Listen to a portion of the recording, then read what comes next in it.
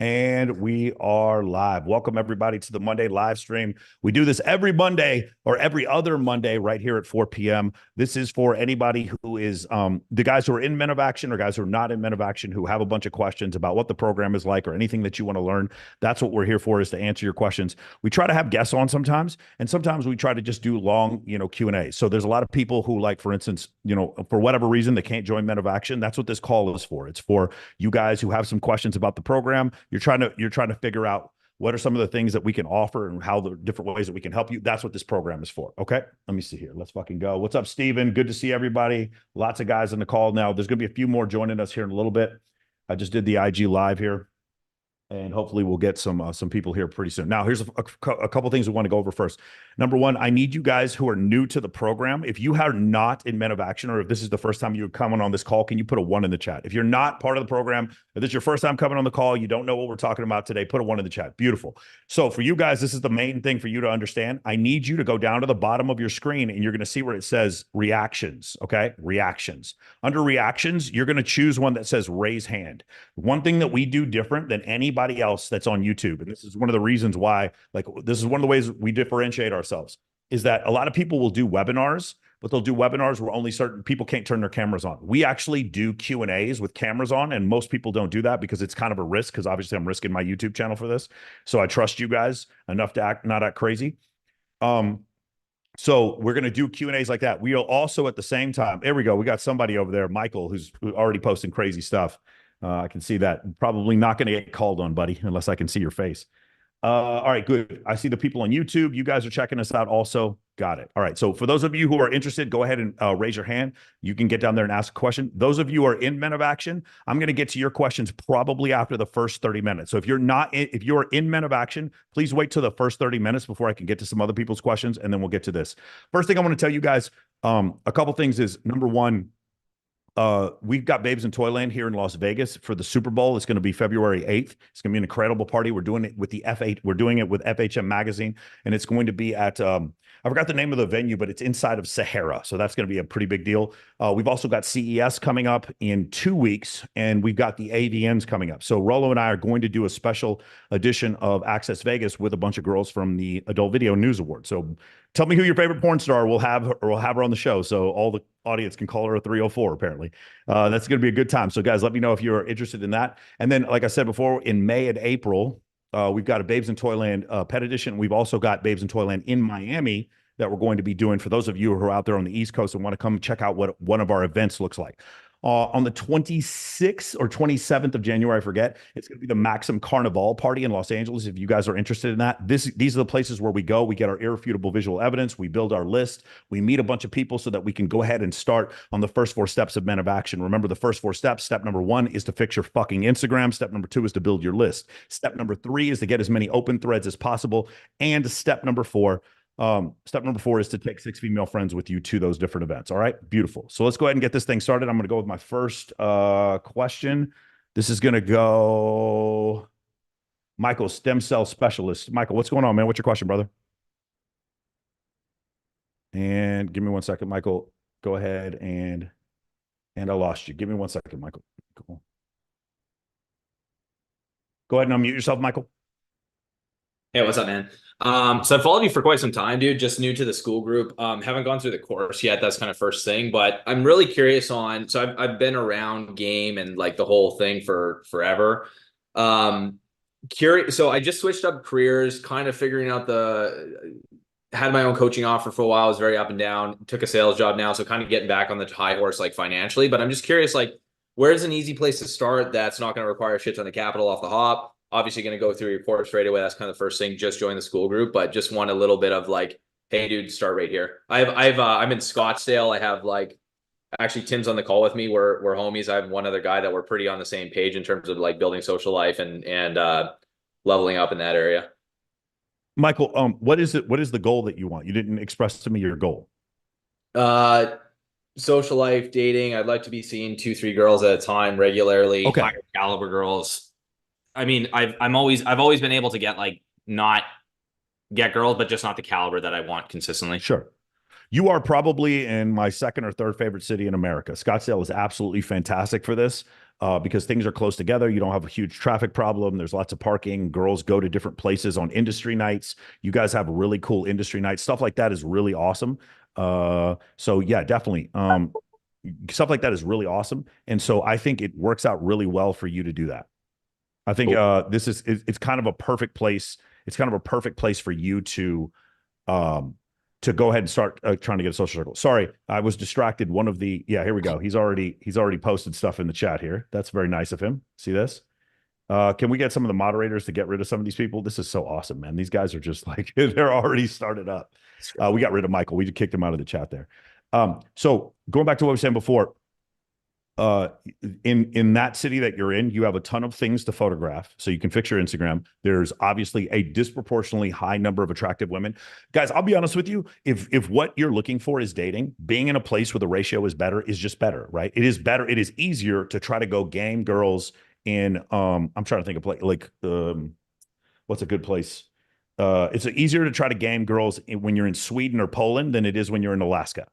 Okay, Alaska, there's a lot more guys than girls. In Sweden and Poland, there's a disproportionately high number of beautiful women. Same thing in even Ukraine, places like that.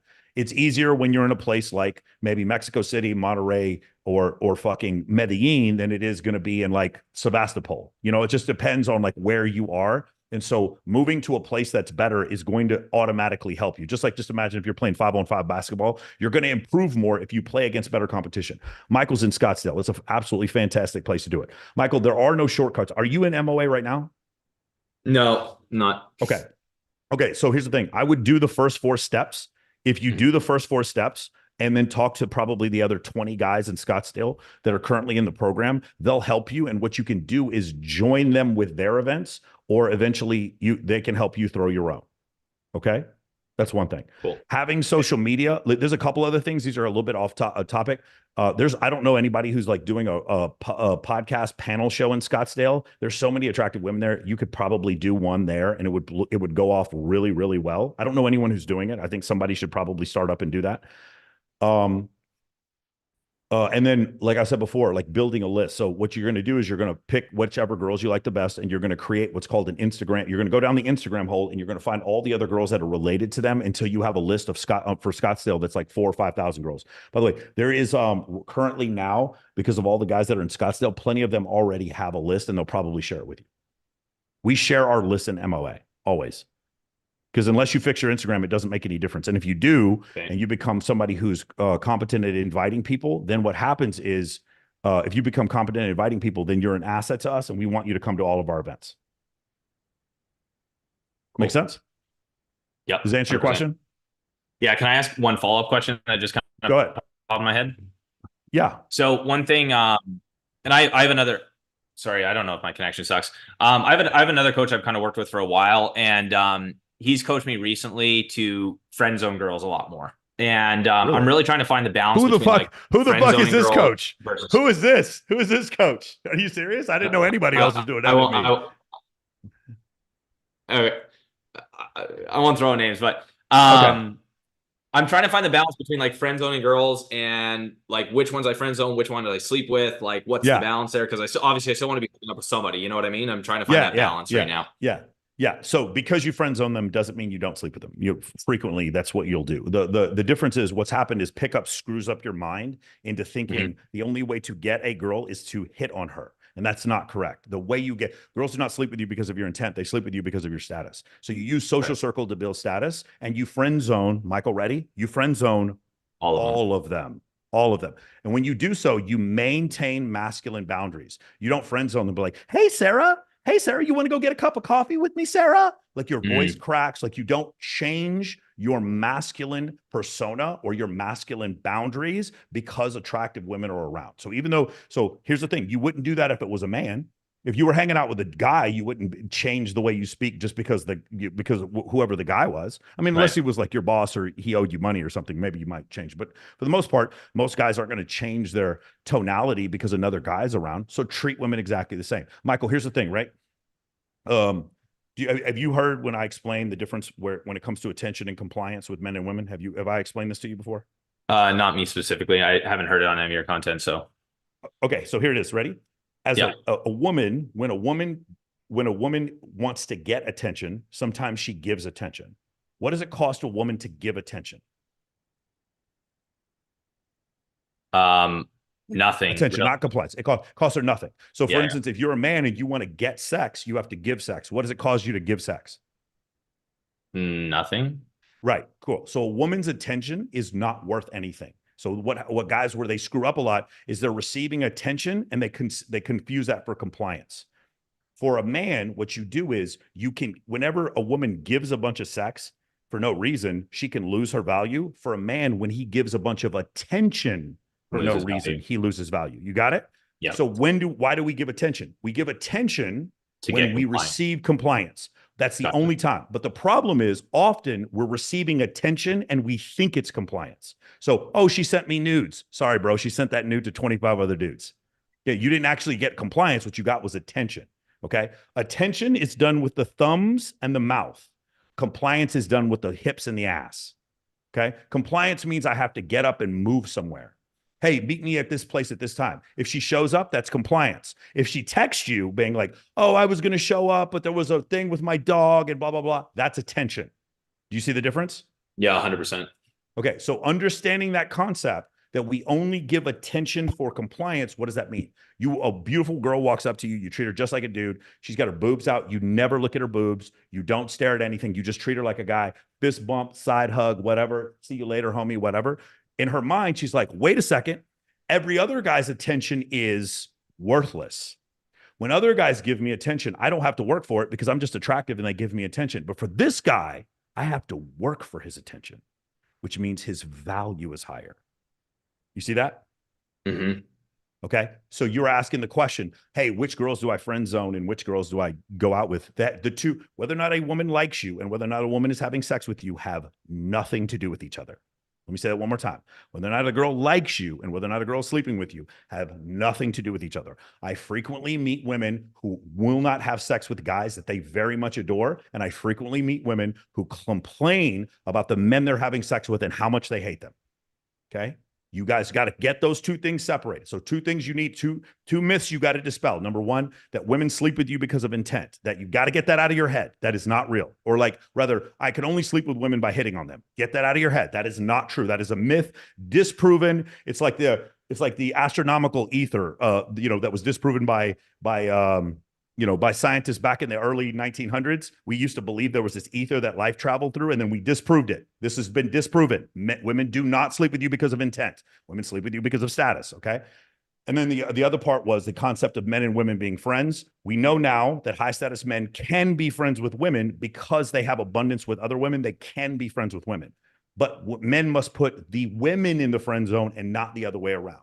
When you treat people super nice, when they haven't done anything for you, you are supplicating or simping, if that's the word you want to use. Okay. Right. So you do nice. Again, I'm not, so people understand. So, because I have so many female friends, people probably have this estimation that I hang around a bunch of girls and I'm like, hey, what do you guys want to drink? Come on, guys, let's go out. Like I'm fucking Mr. Rogers or something. When I see my female friends, I say, yo, what up, motherfucker? That's what I say to them. I turn into fucking Ray Lewis at some of these bikini competitions, not the murdering stuff, but I try to get them fired up. I try to get them hyped up. When I play basketball with my guy friends, I'm like, check ball, bitch. That's what I say to them. Okay. Because you're my friend doesn't mean I'm nice to you. I'm your friend. That means I'll help you, but that doesn't mean I'm nice to you. I'll be polite to you. I'll be cordial to you. I'm nice to people who do things for me. Does that make sense? Yeah. I'm not nice to people because they have big tits. I'm not, say it with me, guys. I'm not nice to people because they have big tits. You guys got it? Does everybody understand? If you could just grasp that one concept, I'm not nice to women because they are hot. I'm nice to women who are good to me, who give me compliance. Does everybody understand? And by the way, everything I said should be the same thing for men as well. I'm not nice to men because men are famous or whatever. You're nice to men because men do things for you, because they comply, because you guys join together to accomplish a goal together. Does that make sense? Got it? Yeah, I don't pay my employees because I'm nice. I pay my employees because they work their ass off and they deserve it. You see what I'm saying? Yeah. So, So so going have along. that type of mentality for women, and that, because here's the other thing. Let me just say there's one other part before you. I don't want to mean to interrupt you, but Yeah. Okay. consider a woman's reality, especially an attractive woman. Is her reality full of men who are nice to her because she's nice to them, or is her reality full of men who are nice to her because she looks hot? Which is more likely? The latter. And what do you think the ratio is? How often is she encountering men who are not affected by her physical attractiveness? How often is she meeting men like that? Is it often? No, very infrequently. I would say it's about 7-1 or 6-1. I would Yeah. say there's about maybe like 14% of men, maybe no, like 16% of men who absolutely are not affected by female beauty because they're around it so often. And there's 84% of men who are heavily affected by it. And those men supplicate. And by the way, you don't even realize you're supplicating. There's guys right now who are watching this video who are photographers who every time they get around girls that they want to shoot, they're like, hey guys, come on. They start talking to them like they're little kids and shit. Like, no, stop changing your voice and tonality because they are female. Stop doing it. Stop. Stop, stop, stop, stop, stop. Treat them all the same. Make them talk about themselves. Those are the two lessons that you got to learn the most. If you're able to do those things, what happens is you just have so many female friends and you're constantly displaying high status that the women just want to sleep with you. Like that, you don't have to do any game. There's no game involved. Okay. I didn't make this theory up. I just watched guys who were the most successful and copied what they did. Understand? Yep. I can give you an example of 50 of these dudes, by the way, that are like this. The most high profile one being Bilzerian, but there's several others that I can show you that did exactly what I explained. Now the difference is, like, if I was single, maybe would I hit on a girl? Usually I don't. I'm very rarely do I hit on a girl, right? With my girlfriend, the way it worked is I didn't hit on her. I gave her, and I told her, we were talking about this actually last night. I was like, do you remember we went away to a beach? And then on the beach, then I made my move because we were alone. Because what I wanted to do was give you the opportunity, if you wanted to say no, to not embarrass yourself or embarrass me. And she was like, oh yeah, I see that. Instead of what guys do is like in front of the girl's friends, you start like groping her. In front of the girl's friends, you just start going hardcore intent. So now what's the thing is, like, she's like, man, maybe I would have liked this guy, but he's fucking embarrassing me in front of my friends, and my female friends are now judging me. Well, don't do that. That's where guys screw up. That's where pickup gets this wrong. That makes sense? And by the way, if you disagree with me, have any coach you want. Go ahead and compare his results to mine. And I'm 100x what he is. So, and that's any coach. Yeah, that all coach. makes yeah. 1,000% sense. Cool. Thank you, bro. Beautiful. I love it, man. Tim, what's your question? Hold on a second. Tim, go ahead and unmute yourself.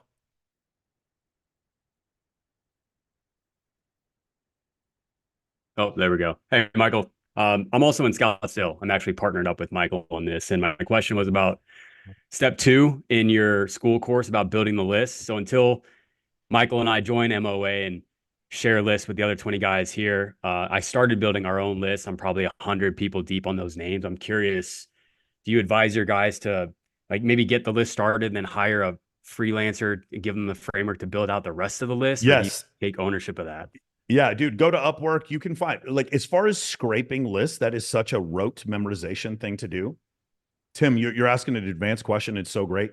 We have guys in MOA who like work on automation of this list. So for me, like, for instance, if I have a party in Los Angeles, there's a group of 4,000 girls that I'm going to invite to that event. And often many of them don't even live in Los Angeles, but I'm just going to invite them because the event is high status. Remember, I'm not inviting them because I need the girls to show up. I'm inviting them because the event is high status and I'm giving them an opportunity to come to it. Because I'm consistently having high status events, girls are like, oh, that's awesome. Yeah. Oh, Michael invited me to a thing. For sure, I'm going to go to the thing. I always go to Michael's things. Whatever thing Michael has, the dudes aren't creepy. There's a lot of good-looking dudes, a lot insanely hot women. There's usually a red carpet. There's usually an open bar. There's fucking celebrities there. Of course, if Michael invites me to something, 100% I'm going to come to that thing. Okay? And you get that reputation. You can do that over, by the way, guys, for those of you new to MOA, you're never creepy if you're offering value. Let me say that one more time. You're never creepy if you're offering value.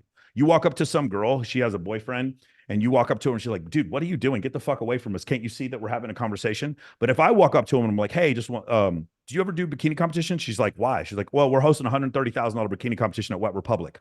All of a sudden, all doors are open to me because I've offered value. You're never creepy if you're offering value. You guys understand? Like what people are like cold approach. I've been criticized before, like I won't do cold approach, which is hilarious. Anybody who in the program knows that, I used to work for Mystery. Like I've done more, I've forgotten more about cold approach than almost any of these coaches have ever done. I'm 46 years old. I've been doing cold approach for fucking 25 years. The thing is that I'm going to tell you though, is because of my new way of doing it, the compliance rate I have is 100%. Girls just don't say no to this. Does that make sense? And so the point is not to get good at cold approach. The point is to get better with women. And so what you'll do is you'll create, by using these social circle events, you create a situation to where the ratio is like 7-1 in your favor. If you guys don't understand how ratio works or why ratio is so important, your assignment this week is the book, The Setup by Dan Bilzerian. You need to read The Setup by Dan Bilzerian. If you guys don't understand why ratio is so important, or if you don't understand concepts in social circle, that's a 100 out of 100 social circle. Most of you guys, we just want to get you to 10 out of 100. 10 out of 100, you're still going to meet your dream girl. But that's a 100 out of 100. We're not going to quite go there. Hugh Hefner was at 100 out of 100. We're not going there. We're just doing like 10 out of 100. That's where we want to get you. Eventually, I want to get you to a 30 out of 100. Okay. This is another thing we try to do in MOA is I want to get you what's called become a local celebrity. So like a 3 out of 10 famous. 10 out of 10 famous is like Brad Pitt and Tom Cruise. We're not going there. That's not realistic. We want to get you like a 2 out of 10 or a 3 out of 10.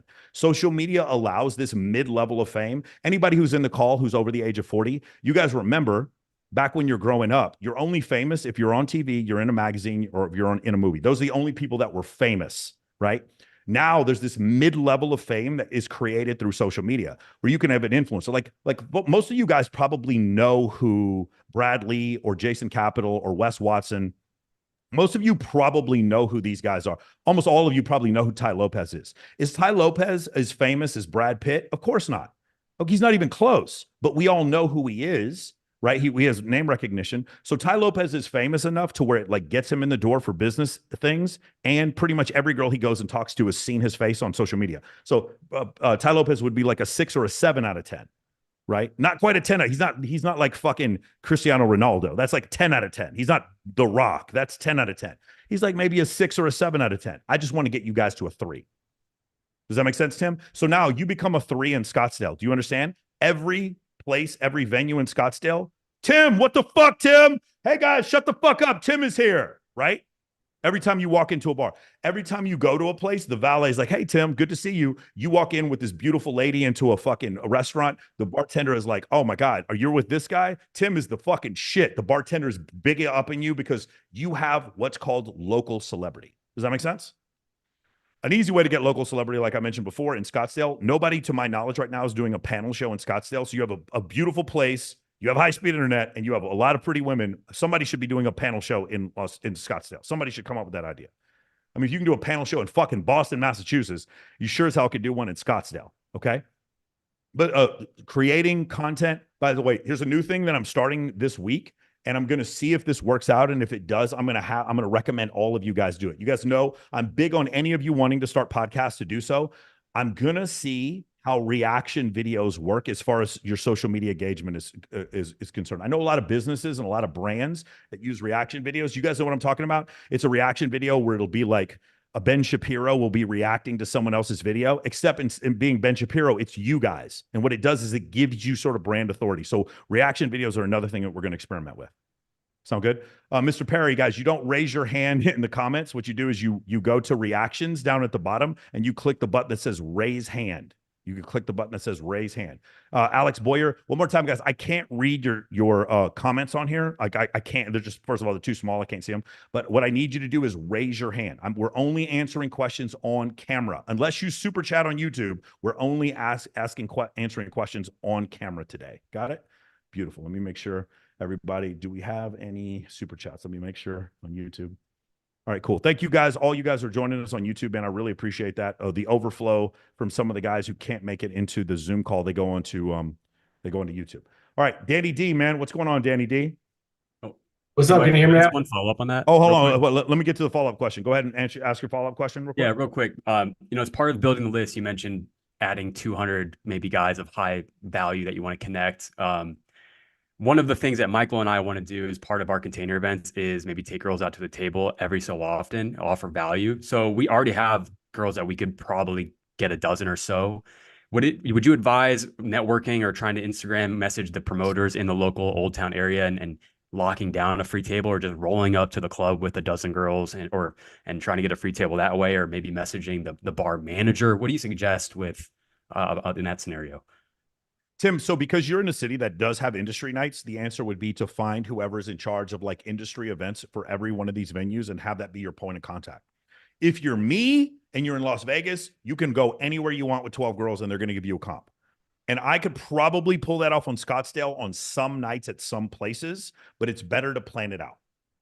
Okay.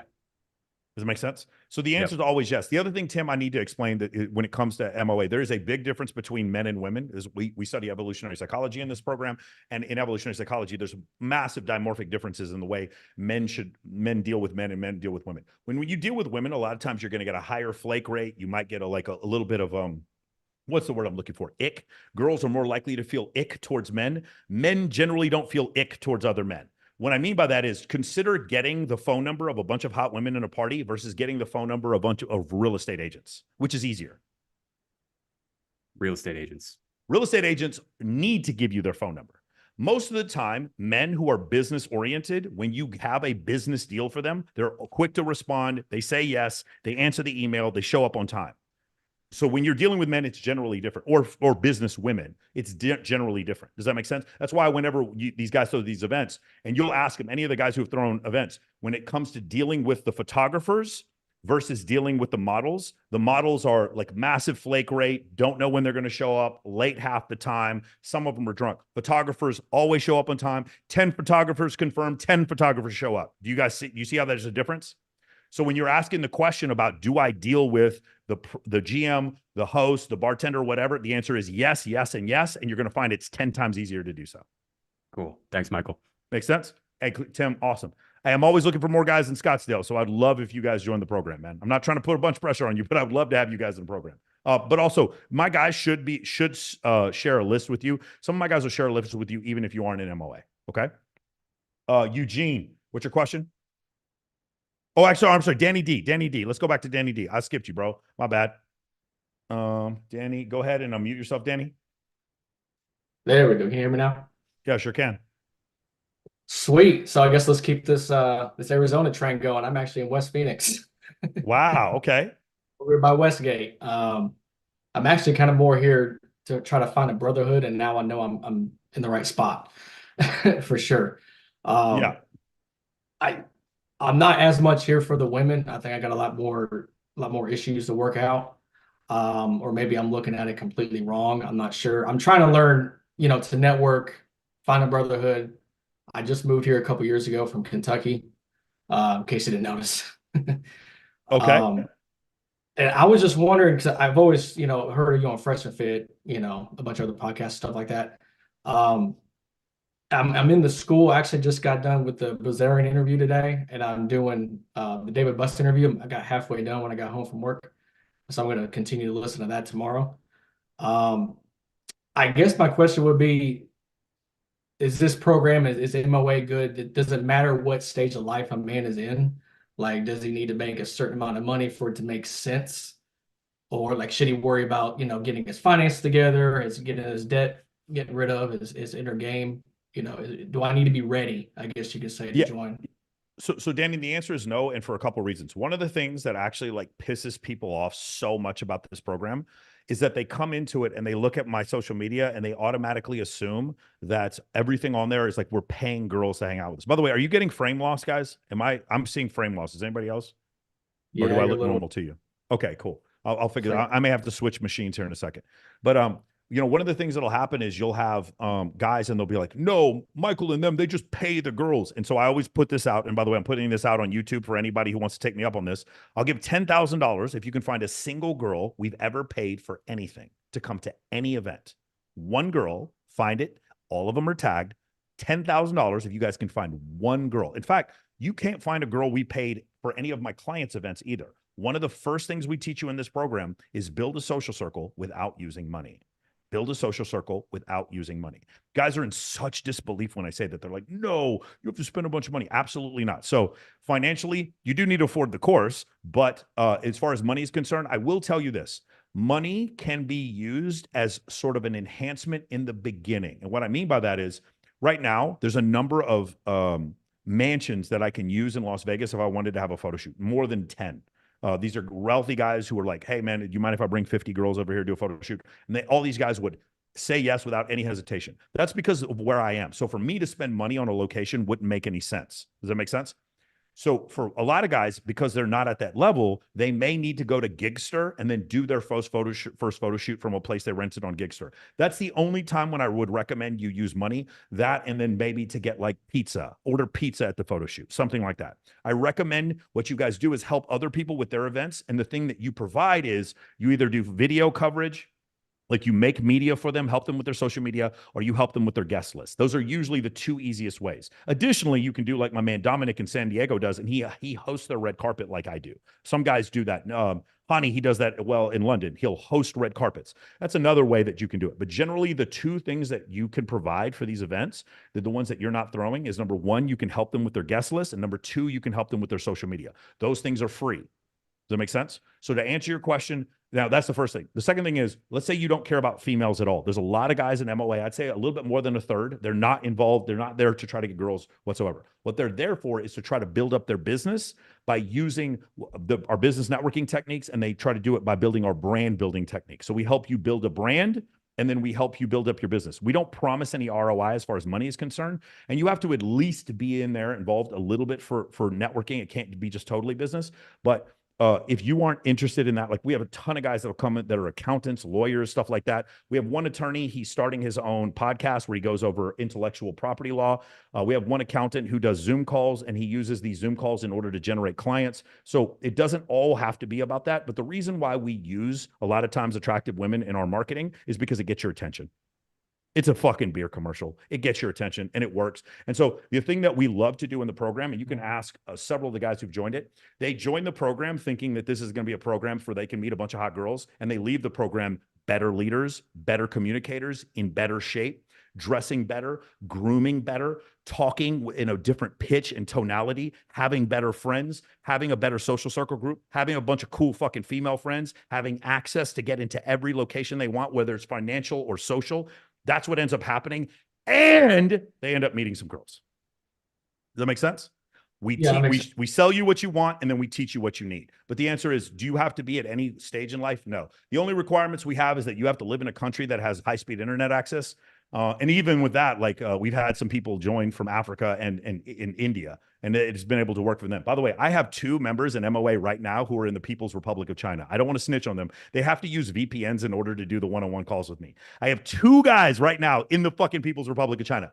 I have 2 guys right now. No, I have a lot of Indian clients, but none of them live in India. But I have 2 clients that do live in India. One's in New Delhi and one's in Bangalore. Do you understand how fucking crazy that is to pull off like stuff like this in fucking India? If it works in India, it sure as fuck works in Scottsdale. Do you guys understand what I'm saying? If it works in India, it sure as fuck works in Scottsdale. If anything works in San Francisco, which is the ugliest women in all of the United States, it for sure as fuck works in Scottsdale. You guys understand what I'm saying? Got it. Yeah, North Korea. That's what Eugene, we're working on guys from North Korea. We're trying to get some North Koreans into the program. That's our next goal. Cool. Did I answer your question? Yes, I did. I really appreciate it. Awesome, Danny. Hope to hear from you soon, man. Again, we do these free calls every other week. Guys, if you just like, it's just not a right time for you to join. There is so much free stuff in the school server that you guys can grab. It's just so much free stuff. And by the way, for those of you who have not joined our free school server, it's totally free. I'm going to put it in the YouTube chat so you guys can check it out. And I'm also going to put it in the chat here in Zoom so you guys can join our free school server. And there's what I'm talking about. There's over 100 hours of content between the clips that we have, the private speeches. And by the way, some of the stuff is actually unlocked for you once you get to a certain level. So for those of you who join Zoom, the way it works is you're at a level 1 when you join. And if you communicate with other people in there, you go to level 2, level 3. I'm like level 7 in Zoom right now. It's different things get unlocked to you the more you participate in Zoom. I'm sorry, in school. I keep saying Zoom. I meant to say school. When you're in our school server, the more you participate, the easier it gets for you. Got it? Also, yeah, Zoom user. Yeah, please change your name from Zoom user. Let me see here. All right, beautiful. Let me make sure I got this. I'm going to pin this to the top on YouTube. So if you guys are on YouTube and you want to join us on school, you can do so for free. That's essentially what we're trying we're trying to build there. Okay, cool. I just saw on YouTube, it's actually doing live closed captions while I'm talking. That's crazy, dude. This AI shit is blowing up. Couple things I want to go over. Yeah, I don't seem to be able to pin it to the top right now. All right, awesome. Let's go to, if I answer your question, we're going to go to Eugene in San Francisco. Eugene, what's your question, brother? Hey, Michael. So a question about your time in the army, and you talk about situations where there is a directive from above, which you might or might not agree with. But because the way army works, you have to persuade yourself that this is the right thing to do. And also, if you have subordinates, you also need to persuade them. Eugene, one more time. I lost you for about 8 seconds there. Say it one more time. Eugene, I Okay, lost you for about 8 seconds. Say it one more Yeah, time. from the beginning. So in your times in the army, there are situations where there is a directive from above, right? And you might or might not agree with this directive. Yes. But you have to persuade yourself that this directive is the best thing to do. And if you have subordinates, it's not just about you, but also about your team. So they're coming to you and saying, hey, this is bullshit. And you say, hey, this is what we need to do. So how do you make peace with yourself when you disagree with the directive? So a lot of times, and you'll see this, there's a saying about Marines will complain and bitch, but Marines will always fight. There is a certain amount when I was in the Air Force, where we'd get to a point where it's like, hey man, I don't agree with what's going on, but we followed orders. We always just did that. As far as convincing us, it was one of these things where we had already made that decision before we signed up. Does that make sense? So I don't really think that's a big issue. But as far as the company I run now, occasionally I'll have decisions that I make that some people in the company don't agree with, and they're always encouraged to step forth and to tell me what they disagree with. And as long as they do it in good faith, and tell me what they disagree with, then there's no issue. You'll also find if people feel like they're heard, this comes from a book called Crucial Conversations. If people feel like they're heard, they're far less likely to continue with the griping. The other thing is, if you are a good leader, a lot of times what will happen is you just go with the idea that the leader came up with, whether it's right or wrong. A lot of times you just need to follow directions, and then you learn from whatever happens. I will tell you this. If you have a leader who's really good, he may be doing things you don't understand. And then when he's successful, you're like, damn, okay, I didn't see that. I learned something cool. If you have a leader that's bad, and I can think of a couple occasions, I had two business partners who had no idea what they were doing. And I had one commander, when I was in Robbins Air Force Base, she was fired because she didn't know what she was doing. In those cases, what'll happen is when you're sitting there patiently and watching how things fuck up, you see where the errors are, and then you don't make those same errors.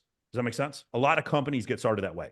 Instagram was a photo sharing app that I believe it was Google was trying to do, and Google didn't buy it. So they went and started their own thing. And then eventually Meta bought them, right? Sometimes people have great ideas and the boss doesn't see those ideas. And what that is an opportunity for you somewhere down the line to go off and start your own business. You see what I'm saying?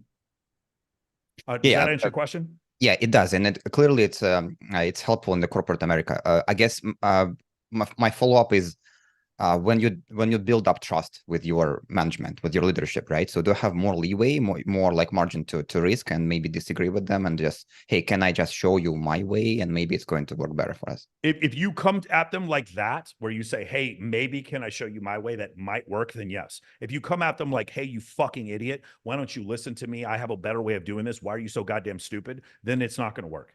So the reason why I love that book, Crucial Conversations, is because sometimes, like, I've had people in my company that were doing things that were just so just abhorrently wrong. And I would approach them, and I knew that if I told them what they were doing was wrong, especially because it was coming from me, it might be too much for them to handle. So what I need to do is, it's quote, give them a way out. Okay. You have to give them some way of like improving and saving face. Also, when you criticize people, do it in private. That's another big thing. When you praise people, do it in public.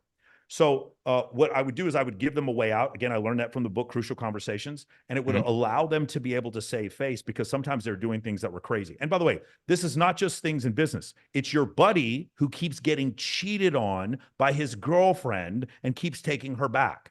He doesn't want to listen to what you have to say. So you can't go to him and like, hey, bro, quit being a fucking simp. Because he's just going to, what is he going to do? He's just going to cut you off. Anybody ever had this? Put a 1 in the chat. This ever happened to you? A guy or girl you know has come to you and complained about someone of the opposite sex, okay? Complained to you about them, then gotten back with that person after they complained to you, and then cut you off. Has that ever happened? Is that just me? How fucking crazy is that, bro? Because people are like, They don't have the ability to take criticism. So because people are getting softer, your ability to criticize them, you have to be a little bit more articulate and a little bit more nuanced when you do it. Okay, thanks. Love it. Let's keep going here. John Owley. John, go ahead and unmute yourself.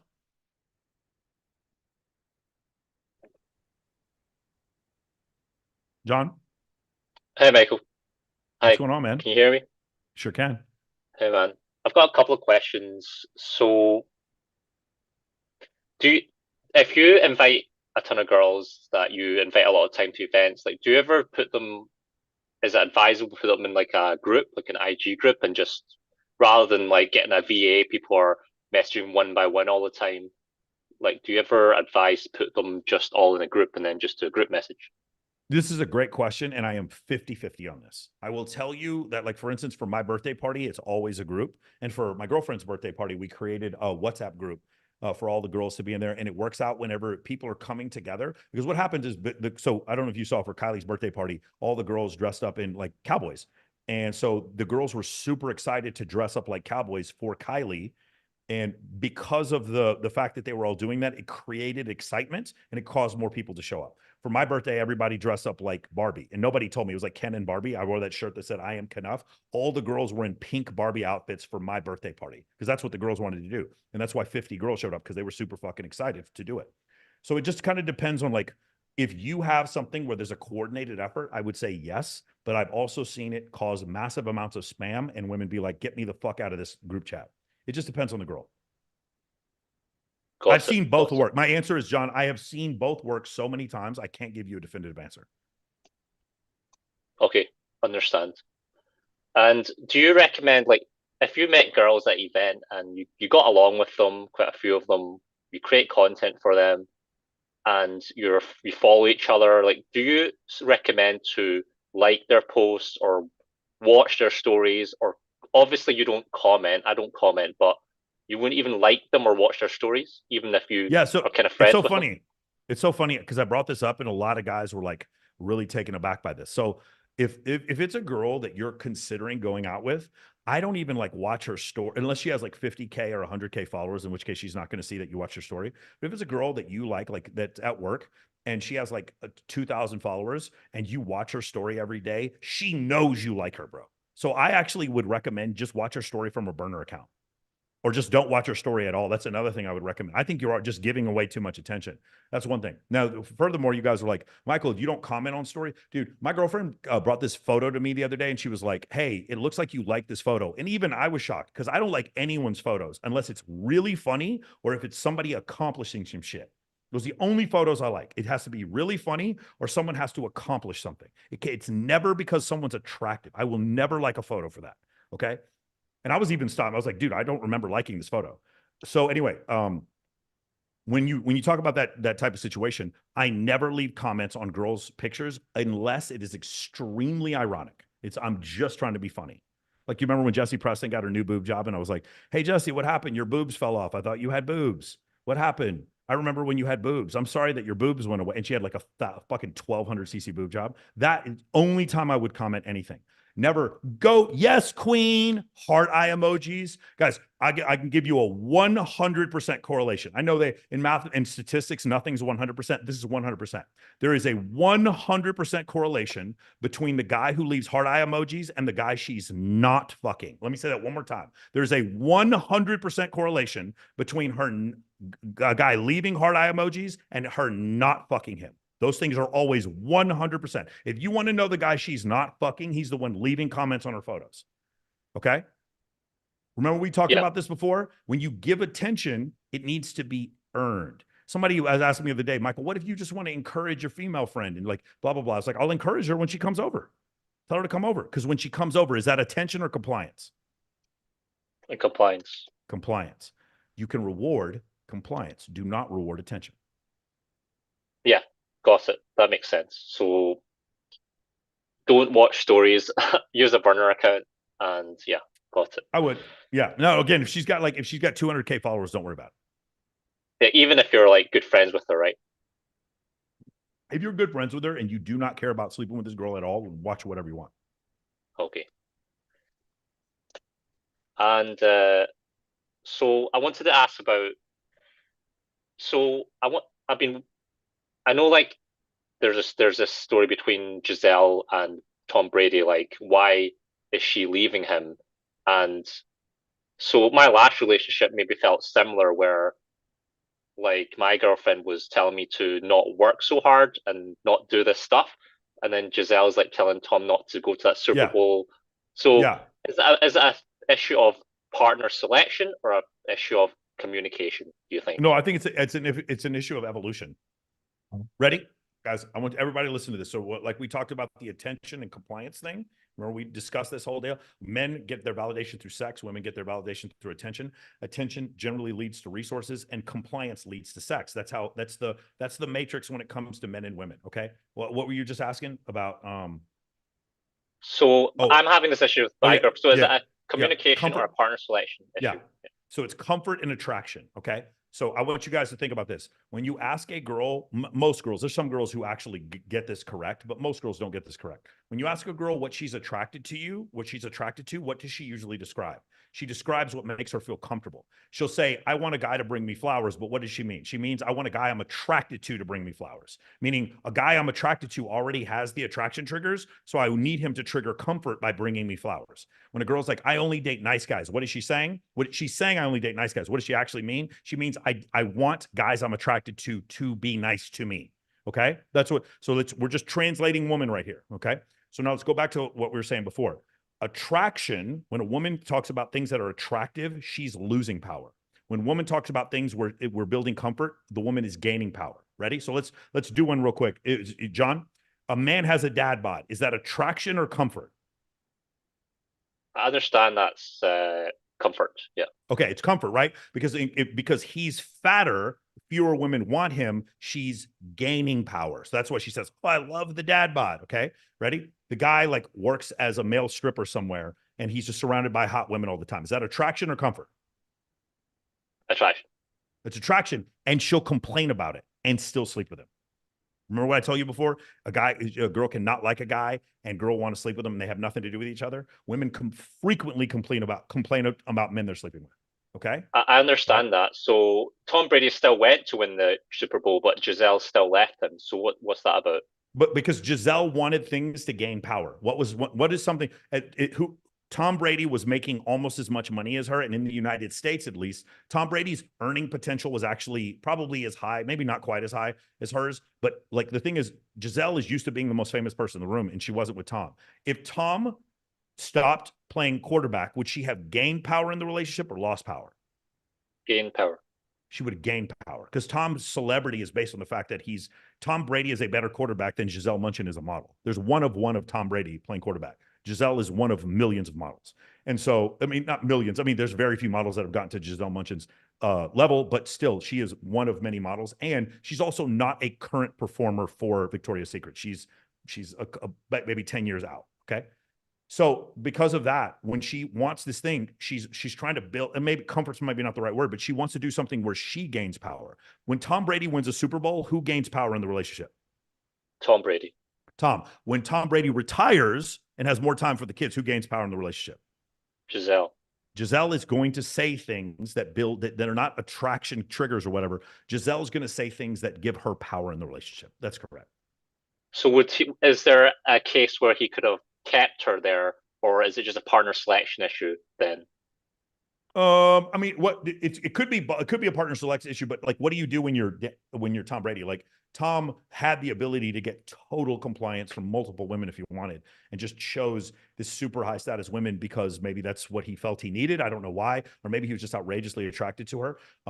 But I mean, partially partner selection. The thing is, like, it's really tough to say because the two of them are living in an existence that we can't imagine when it comes to celebrity and money.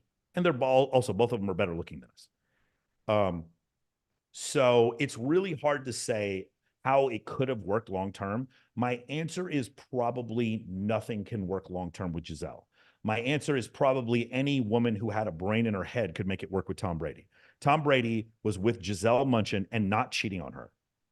He was faithful to his fucking wife who left him. Just consider that, guys. Okay? If you consider that now, meanwhile, Tyreek Hill, who beat the shit out of one of his fiancées, married his second fiance. He's got 3 kids with the first girl. He's got 1 kid with the second girl. Go look in the news. This month, 3 women have filed suit against Tyreek Hill. He's got 3 more women pregnant, and they all had kids in the last year. And they're all his kids. And they're all Instagram influencers. That's what happens when you get traded to Miami, right? Well, my point is the reason why I bring up the Tom Brady thing is because Tom wasn't the problem. That's my issue. Okay, Right? awesome. That's why I found the story so fascinating. Is there something that he could do to fix it? I don't know what his relationship was like. I do know that now she's like hooking up with a fucking Brazilian jiu-jitsu guy. It's clearly she was looking for something different. You know what I'm saying? I don't know. Awesome. Yeah. Thanks. Miguel Hernandez, what's your question? Hi, can you hear me? Sure can. Hi. I just want to say thank you for going live. You know, I'm a huge fan of what you're doing. I'm reading the Evolutionary Desire right now, Love it. and I'm loving the book. I'm loving the book suggestions, and then I basically give my book suggestions to my friends, and they love it too. I thought they would hate it, but they love it. So my question is, can you explain the settings for FaceApp and Facetune? Yeah. The settings, I mean, because they change so frequently, that's the reason why we don't do it too much. Let me see if I can pull up FaceApp and FaceTime on my phone real quick. Let me also make sure that there's no inappropriate photos in my photo album. Give me 1 second. Okay, looks like we're good. And we're going to go ahead and share FaceApp and FaceTime. Let's go to advanced. iPhone. Stand by. Let's see if this works. Bro, Zoom, I swear to God, Zoom they just be taking the fucking month off. And we'll go to MacBook Pro. All right, can you see my screen? I can see your screen. Okay, beautiful. You see my screen on my phone. So we're just gonna find a photo. Let me see if I can find a good photo. We'll just use this old photo of me. You see this old photo of me when I got accepted into college? Okay, cool. Yeah, we're gonna you go posted on down your to story. we're gonna go down to the bottom left here, and we're gonna go down Yeah. here where it says Face App. Do you see this right here where it says Face App? Hold on. Is that popping up? Looks like it No. isn't. Looks like it isn't. Looks like the whole thing froze up. Give me 1 second. Let me see if I can get this to work. Let's try this one more time. Right here. Huh. What's going on here? Let me see if I can do it like this. There it is. Add to album. No. We'll do this instead. Face app. Okay, so usually I open it from my screen, but we're going to do it like this instead. So we're going to go Yes. gallery, and we'll go here. So now you can see it, right? And you see how it's got it on everybody's face? So let's just say I wanted to make myself look different. So what you can go right here is, I don't use presets, but you can make your own presets. I like to use Hollywood 4 level 2 combined with this one over here said Kiss, and it just makes you look just a little bit more masculine. Does that make sense? I can also go in here and change smile to classic smile. See that? Just made me smile. Do you see that? Some of you guys are like, your minds are fucking blown right now. But that, like, you see, it made me smile. I can go back to tight. I can go back to original. You can change all kinds of stuff like this. Okay. So you need to go in here and explore. Okay. That's the first thing I'm gonna tell you. So I'm gonna discard this. We're gonna also go to Facetune.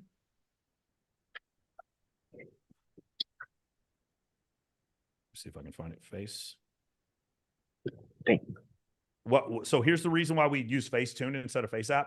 Facetune, what it's going to do is give us the ability to just like snatch people's waists, like to change. You can actually like make your arms bigger, and you can also remove stains and remove like what's it called? You could remove blemishes on people. Does that make sense?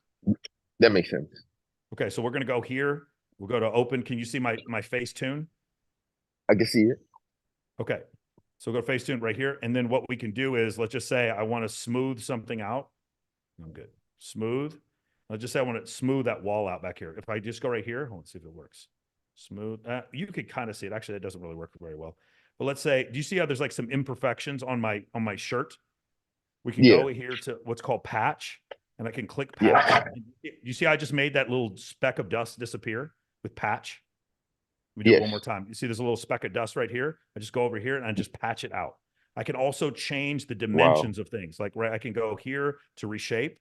This is an extreme, like I can make my neck longer or shorter right here. This is how girls snatch their waist. Just imagine my neck was like a girl's waist. I can just go here and then all of a sudden make my neck skinnier. Actually, we go Wow. fine. See that? Look, I just made my neck skinnier. See that? Like I can make my head Yeah. longer. See that? Now, there's a Yeah. lot of things you can do with this, but that's how FaceApp and Facetune work. Make sense? All right. Yeah. So what are the settings for girls? For is it girls, yeah, that's a great question. The settings for women that I like to use for almost every woman to start with is to go stunning level 2 and then turn their smile to normal. And then also I make them one level of tan. I go to tan, go to under skin, go to tan, and go to level 1. Because what will happen is normally in face app, it makes everyone's skin brighter. I like to bring their skin tone down one level so it doesn't look like it's been edited. So if you guys look at the cover of Elon Musk's new book, it's clear that they use like Photoshop to make his skin clearer. I don't want my edited photos to look edited, so I make the skin as dark as it was originally. Make sense? Yes. Oh, one more question. Then I'm gonna let you go. What do you use to make the background look professional, or you use a professional camera, or what filters do you use?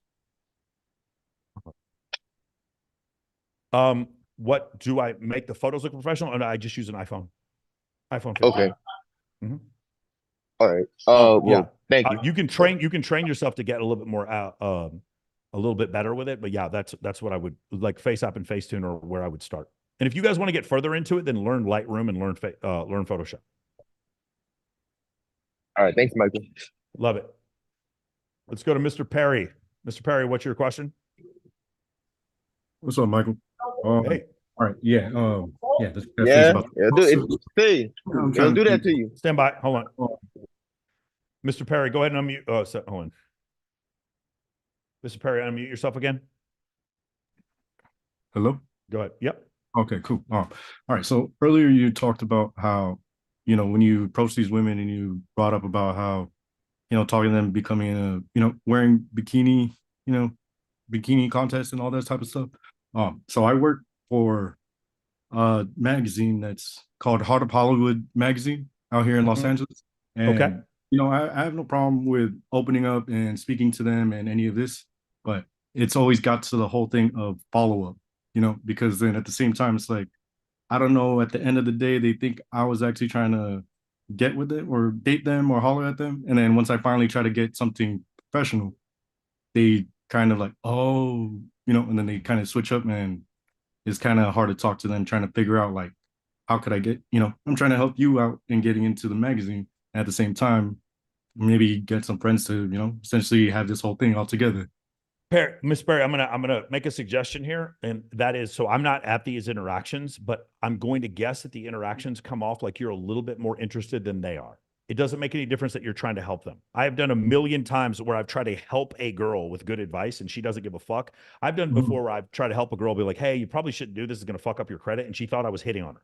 Okay, so when you try to help them, the difference is, right, and I've noticed this while you were having this conversation, your head moved around a lot and you were doing this thing where you were kind of looking off in different directions. Try being a little bit more stoic when you say that. Hey, we're going to host a photo shoot. Would you like to come? Try using fewer words and being more stoic. And don't look at anything but her. Just look at the tip of her nose. Don't look at any other part of her body. Try that instead and see if that doesn't make a huge difference for you. I will bet you that these girls think you're trying to hook up with them. Yeah, because they're not even trying to hook up with them. That like you see them as being higher status than you are, and so you come off as like a little needy. Does that make sense?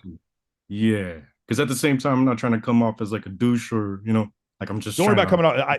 Most of you guys are never going to come off as a douche. Most of you guys are not threatening enough to women to come off as a douche. I would not worry about coming off as a douche. Coming off as a douche might help you actually. That's not the issue that I have. But you want to come off as congruent. You want to come off as congruent. Okay. Yeah. Right. The way I'm talking to you now, where I'm stoic, my head doesn't move a lot, and my voice doesn't change because of who you are, that's how you should be asking them. Understandable. Okay. Yeah. All right. I feel you. Thank you.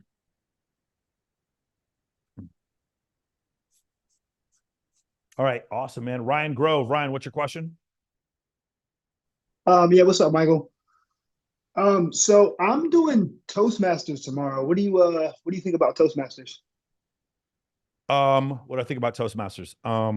I think it's terrific. I'm always going to say yes to everything. So Toastmasters is like another way of Toastmasters. You remember when I talk about doing panel YouTube shows or panel podcasts or doing a Yeah. podcast on your own or making your own content? All of that is like Toastmasters. Back in the day, we used Toastmasters so we could go up there and we could, make a toast or give a speech in front of other people to work on public speaking skills. Now you don't need Toastmasters. You can actually do it on the internet. You can just have a selfie cam and make a different video every day, and you can post it up on your IG story. So my answer is do both.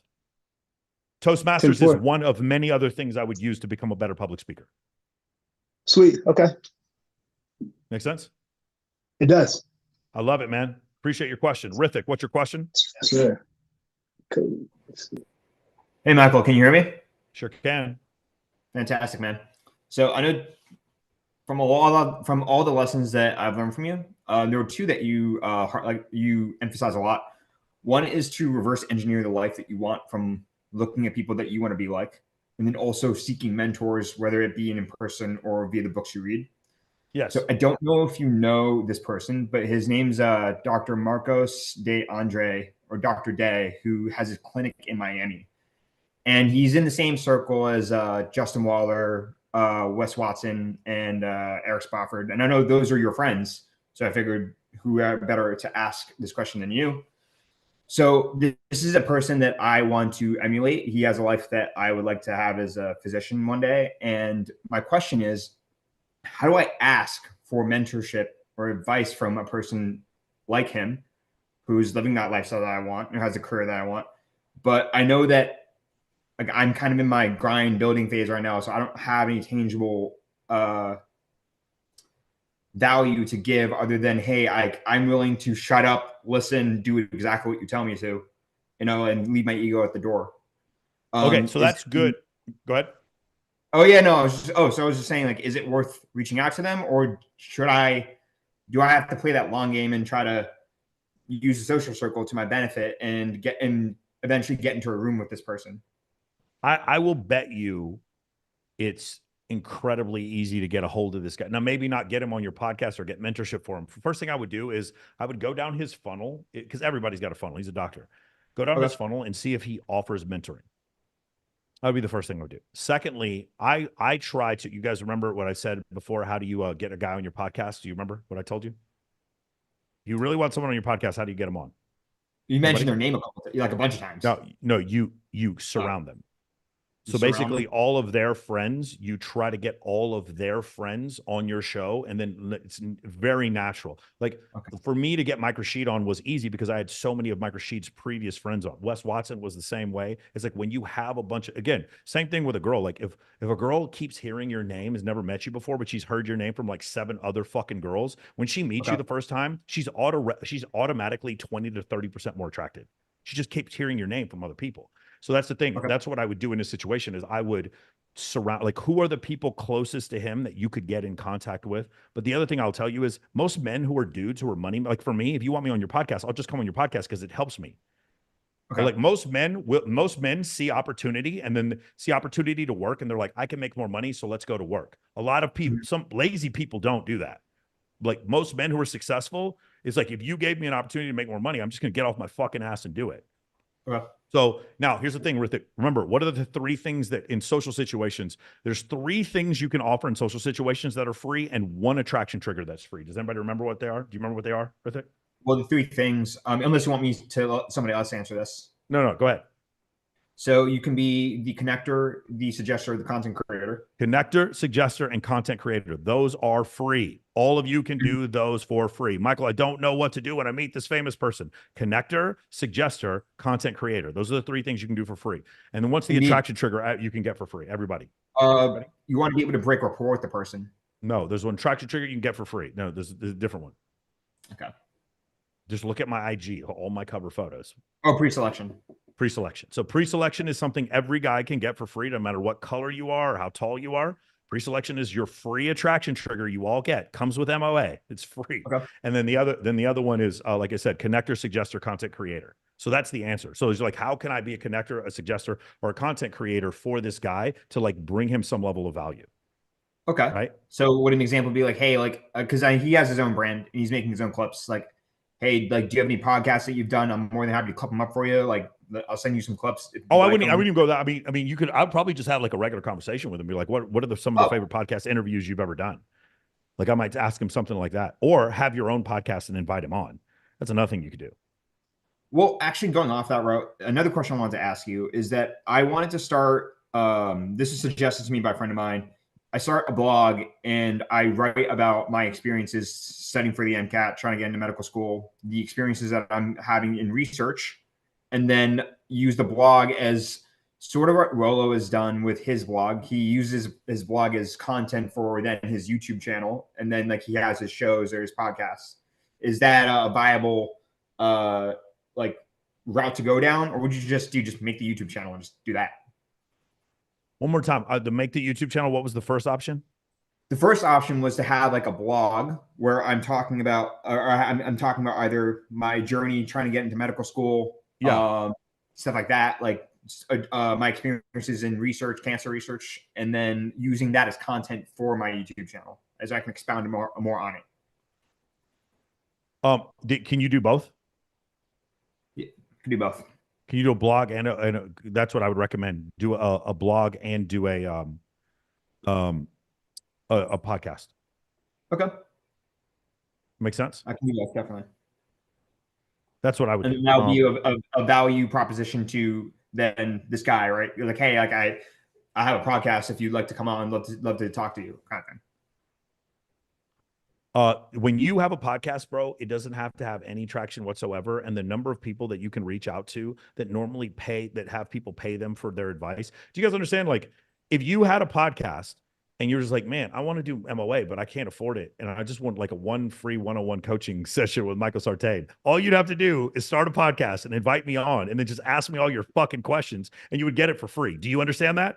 Like, it's just like the level of networking you can do with a podcast is fucking ridiculous. So you do a podcast where you have all your dream guests on and ask them all the questions you've ever wanted to help you make you millions of dollars. And then you do a second podcast where you invite 10 girls on every week to come out there and talk about like whether or not they're cheating on their fucking boyfriend. And then all of you go out to a club together. Just like I'm telling you, this is the fucking glitch. Don't tell anyone. This is the fucking way to go here. Does that make sense? All right. I've said this before. If any of you are 48% of the way of going to a podcast, let me be the tiebreaker. 51%. You should do one. Sounds good, man. No, I appreciate it, Michael. Thank you. I love it. Aaron, go ahead and unmute yourself. Aaron. Hey, can you hear me? Sure can. What's going on, Aaron? Hi. So my question is more of a theoretical one. Okay. It's based on the concepts that Rollo talks about in regards to EvoPsych and the dual mating hypothesis that he's documented and done a lot of research on. Yes. Now, for quite a while, I've been quietly observing the manosphere space, and I've agreed a lot with what he's said in regards to the alpha fucks beta bucks dynamic. So we're talking about Rollo, not Bus. Well, he takes a lot of his principles from the works of Dr. David Buss, right? Well, he disagrees with a lot of stuff with Dr. Like, I'm a little bit closer to agreeing with Dr. Buss than Rollo is. Currently, but what Dr. David Buss's former teachings were in regards to the dual mating hypothesis. He's since changed it to the mate switching hypothesis. Yes. And I'm sort of more in agreement with the mate switching hypothesis at this current moment in time. And it's because I was watching Tate's PhD course, and he spoke about what you were speaking about earlier in regards to how men and women exchange attention and sex. So women will leverage sex for attention, men will leverage attention for sex. But doesn't that ultimately prove that the alpha fucks and beta bucks dynamic is actually more beta bucks and alpha bucks? Because when women are looking for the alpha fucks, the criteria that they're selecting the alphas by are the 1.6, 1 to 1 shoulder to waist ratio, height, muscularity, the ability to be assertive, dominant. I don't. So here's a couple of things. I want to do this real quick. You're not in MOA right now, are you? No, I'm in the free school server. Okay, cool. Couple things. Number one, we're on camera. I want to get that. You might want to do a little bit better job with the lighting and the focus on your face, and you don't need the blur out thing in the back. Number one. Number two, with your question, because we're talking about things that are so inane, a lot of people are having a hard time keeping up with you. So real quick, I'm just going to make it quick. And watch how fast I do this. Just pay attention to this. This is a communication technique. Watch how fast I do this. Dual mating strategy, meaning I'm married to the accountant, but I'm fucking the bartender. Okay, that's dual mating strategy. Good, one guy provides for me, the other one gives me his good genes. Got it? Mate switching strategy. I'm with my guy, and if I cheat, it's mostly because I want another dude. I'm switching to a new mate. Got it? You see how I summarize that real quick? Now, go where you talk about alpha fucks, beta bucks. How is that question relevant to what you're talking about? So do it real quick, fast. Aaron, energy. Give me some energy. Come on. Sorry, it's quite late in the UK at the moment, so I'm just a bit tired from my long day, but yeah. I will try and make it really succinct. Basically, I don't quite agree with alpha bucks, beta bucks. I think really alpha bucks and beta bucks can be mapped onto just women's drive for attention. They get beta bucks for free by not having to give up sex, but to get the alpha tension, they have to give up sex. Sure. Okay. I think to get that attention. Yeah, I so think I don't actually think alpha fucks is what women are seeking. They're actually seeking alpha bucks, and they sure have if to you give can up. find so alpha bucks is called Prince Charming. That's what Homath calls Prince Charming. It's like when he has all the things together where you can build comfort and attraction. Here's the answer I think is probably the most accurate. The answer is it's about 85% mate switching strategy and 15% dual mating strategy. There's some girls out there that just literally just like lots of penises in them, and they're just trying to get as much as they can out of several of them while having one guy out on a string. But that's not the majority of women. Let's just say that's 15% of women. The other 85% of women. The reason why I agree with Dr. Buss is because of this. Is because there's one survey that absolutely just proved it for me. 83% of women, when they cheat on their husband, fall in love with their affair partner. 29% of men do. That's it. To me, that was enough proof that the dual mating, or the mate switching strategy was probably the more likely hypothesis for 83% of women. That means for 17% of women, it was the other way around. Women were just fucking to fuck. They just wanted to put some dick, and they just went out and cheated. But I would say that the qualities they're screening for when they're just fucking to fuck is to procure the resources. Like this is, Bruno talks about proximal goals and ultimate goals. And I think that the ultimate goal, if she's searching for the guy who has the six pack abs, 6 foot tall, et cetera, those are qualities that would enable her to obtain resources from that guy. Maybe, because most of the girls that I know that do that are fucking a male stripper named Chad and don't give a fuck about any of his resources. Yeah, but her biology doesn't know that he doesn't have the ability to. She doesn't know her biology doesn't care. Like this thing is, okay, so if what you were saying was true, then that means the nerdy guy wouldn't have to work harder. The same girl fucks the male stripper on the first date, but makes the nerdy guy wait a month. That tells me she does know the difference. But she lets the first guy fuck quicker because she just wants his genetics. Her genetics wants, it's sexy son's hypothesis. Okay. And the other one. I would disagree, because I knew you were going to say this, because sexy son's hypothesis is just a reason for why mate choice copying is a thing, because you want to have your offspring be validated by other people within the tribe who for sure. But women are selective, and in their selection process, they need a reason to allow a penis to go inside of them. One of the reasons would be other women would allow the same thing. They find that man attractive, right? And so in doing so what we'll find is that when women look for short-term mates, they're looking for taller, better looking, sometimes more intelligent. You'll see when women cheat, they cheat up. When men cheat, they cheat down. They're just looking for quick lay, nobody finds out about it, unisex bathroom, quick fuck. No, when men cheat, it's different. When women cheat, it's like, The guy, romantic, looks like fucking Fabio on the cover of a romance novel. Like that's the guy. That's what I see that's different. So because of that, I don't think women are cheating for procurement. I don't think they are. I don't think in those cases they're not cheating for procurement. The women who are cheating because they're dissatisfied with their relationship and they're looking for a new partner, yes, those women might be. But most of my female friends here who cheat on their boyfriends, they cheat on their boyfriends with like some fucking VIP host on steroids. Well, I would say when they cheat, that's because they've lost the spark in the relationship. Like, I'm speaking from the woman's perspective. That's okay, but that's not a technical term. That's not diagnosticable. I know, you can't diagnose. That's not a term. Lose the spark. No, lose the spark is a cope. What lose the spark means is he didn't validate what she needed. And look, here's the thing: women leave in lesbian relationships. Women get divorced at 2 times the rate that gay men do. So we're again. 80% of divorces right now are initiated by women. And women say, why is that? Oh, well, it's because men are shit. Okay, well, if men are shit, then let's look at lesbian couples and gay couples. And what we should see is because men are shit, men should get divorced at a higher rate than gay couples should get divorced at a higher rate than lesbian couples. And what do we find? Lesbian couples get a divorced at a rate 2 to 1 in the United States and 3.5 to 1 in the UK. They get divorced more. So women, when men, they don't even have men to blame, women are leaving relationships.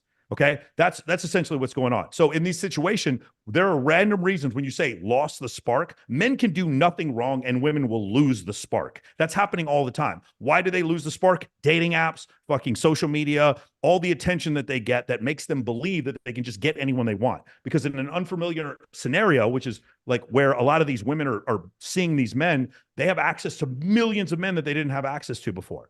And so, I'm sorry, we're getting a little bit off topic here. My point is, when I go back to what I was saying before, about 85% of the time, I think when women cheat, it's because they want to find a new partner. When about 15% of the time, or 15% of the women, when they cheat, it's just for the act of sexual intercourse.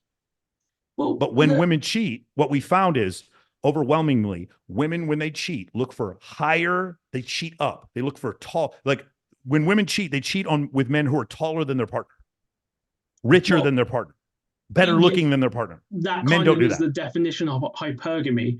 But I would say that Rollo says that a man's mating strategy is unlimited access to unlimited sexuality.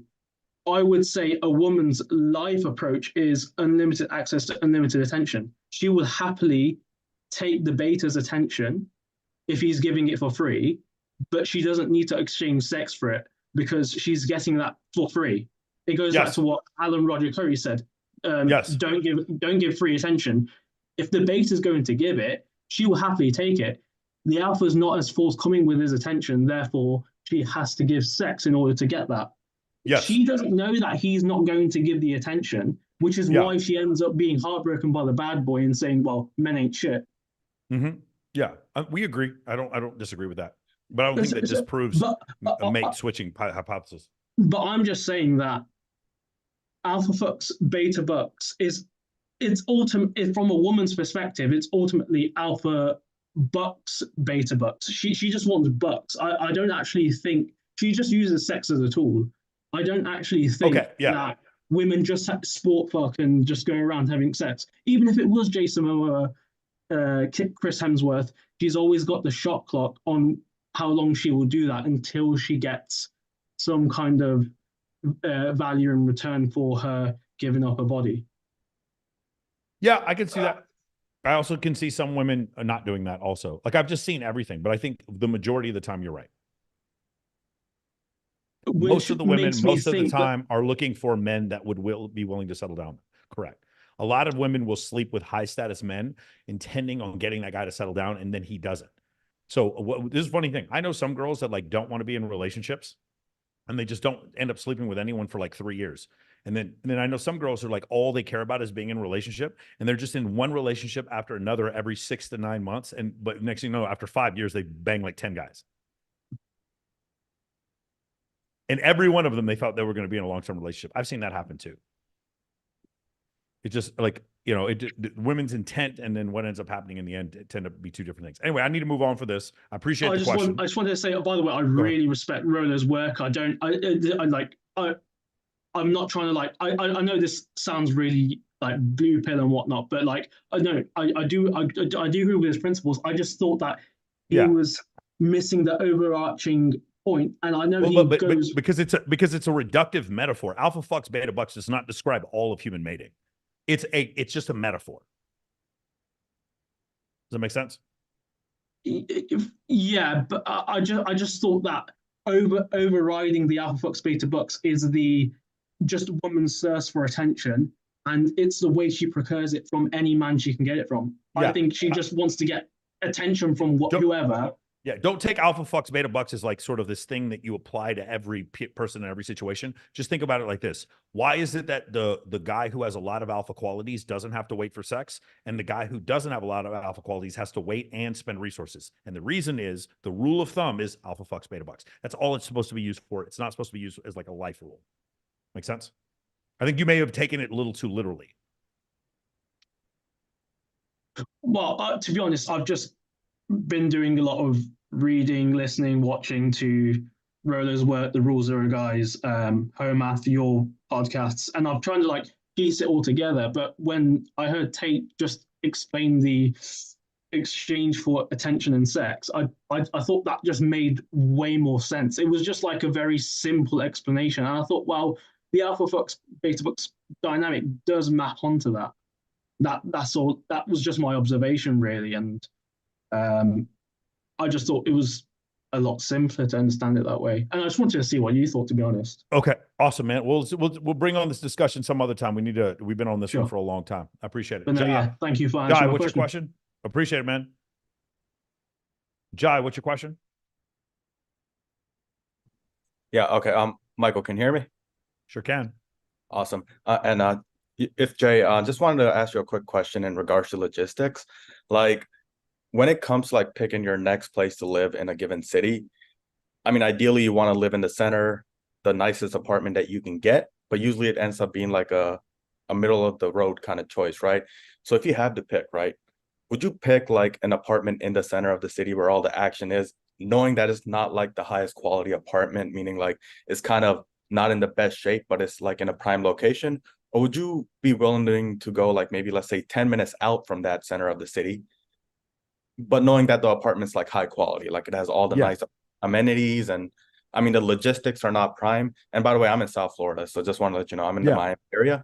So I just wanted your feedback on that and just your thoughts. What is your goal? Well, to have a better dating life. Okay, then the answer is absolutely. I would live in a cardboard box in Brickell rather than live 10 minutes out. 10 minutes is too far. Wow. I would live as close to this shit as possible. I would live with 4 fucking roommates if I had to. Yes. Wow. Being closer is so much better. It's because I've done both, bro. I lived in a mansion 12 minutes off the strip, and I've lived at Panorama Towers, and it's not even fucking close. Got it. So yeah, location is everything. And by the way, one more question.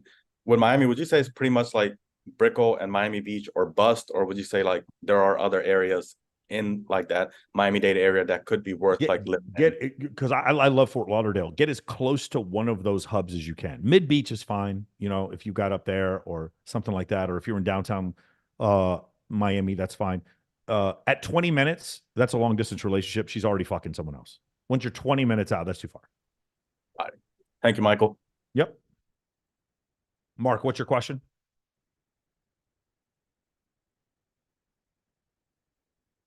Mark, go ahead and unmute yourself, Mark. Mark Munier. You got me loading the dishwasher because I just finished dinner. Mm-hmm. My question is I'm feeling kind of stuck and not able to move on to the next step. I have my list done now since November, but I know that I'm inexperienced, need help setting up an event. If there are like no MOA members where I live, as far as I know. And if I knew if I tried to do it myself, I'd be overwhelmed. So, then you need to start small. So again, is your Instagram on point? Do you have a list? Have you created? Okay, so if you've done those things and then you created open threads with like hundreds and hundreds of girls, and then what I would try to do is just like, can you get 3 girls to go with you to the movies? Can you start that small? I haven't created any open threads yet. I'm not sure how to do that. Kind of without inviting people to events specifically. That is exactly what you do. You don't have to invite people to events you're going to. You can invite people to Babes in Toyland. You could go right now through a list of 4,000 girls, invite them all to Babes in Toyland on February 8th, even if you're not going. Yeah, The point is to get that's open what I'll threads. do. The point isn't even to meet the girls. The point is to get open threads. Yeah, okay. And now I understand. Yep. I love it, man. Yeah, thanks. All right, brother. Customizing with Jay, man. What's your question? Unmute yourself. What's going on, Michael? Just want to show a lot of love and support from the CEO Network with Fresh Prince CEO. Don't got no questions. We just love everything you do.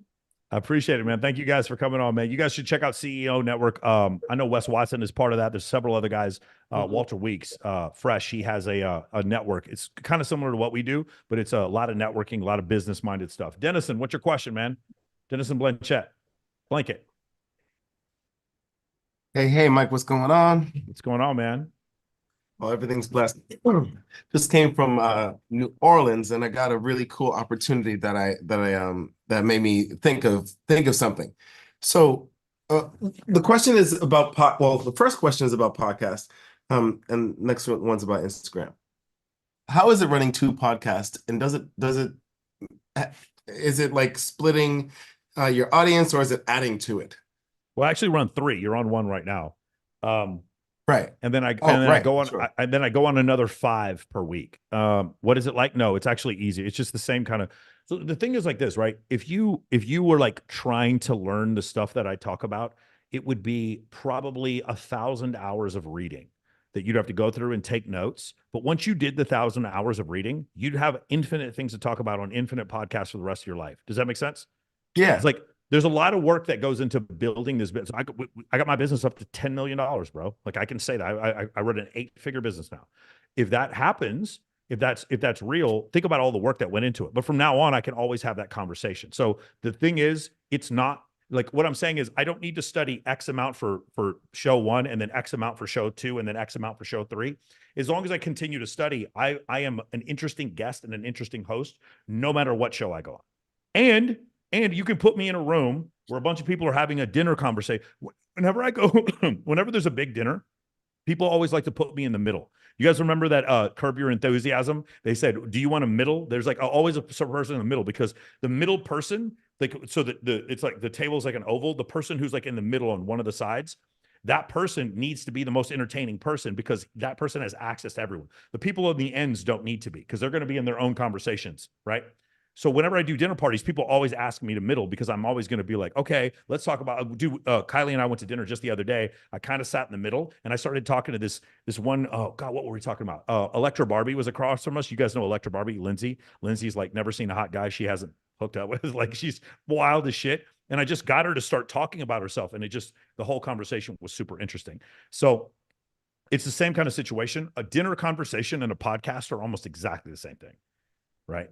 They're almost exactly the same thing. Can you just be interesting in a normal conversation? You'll even see at my podcast, I'm sitting at a table across the table from someone with the microphone on, and we're usually drinking something. Why are we doing that? When we're drinking and we're doing that kind of stuff, what is the point of that? Well, it's because it's almost like we're having a dinner conversation. It's very similar. So having an interesting conversation, you don't need to study twice as much for 3. I don't need to study for each podcast. I've done the studying. I just upkeep what I'm doing. Does that make sense? Like, yeah, absolutely. I noticed that happens to me at bars sometimes, where like I'm having a good conversation, I'm open enough for like people to join it, and all of a sudden there's like people surrounding me, and they're just all of a sudden it's a massive group conversation. That's it. What Dennison just described, guys, you all should be able to do that. If you're in my program, if you're one of my guys, you should be able, when you're in a public setting, like a bar or whatever, and let's just say there's only men there. Let's just say it's some kind of professional conference or whatever. When you're in that situation, you should be able to hold court, put your back up against the bar, and start having a conversation with one person, not where you're yelling, but you're about as loud as I am now in the bar, and everyone should turn, and before you know it, there should be a group of people surrounding you listening to your conversation. All of you should have that skill set. Nice.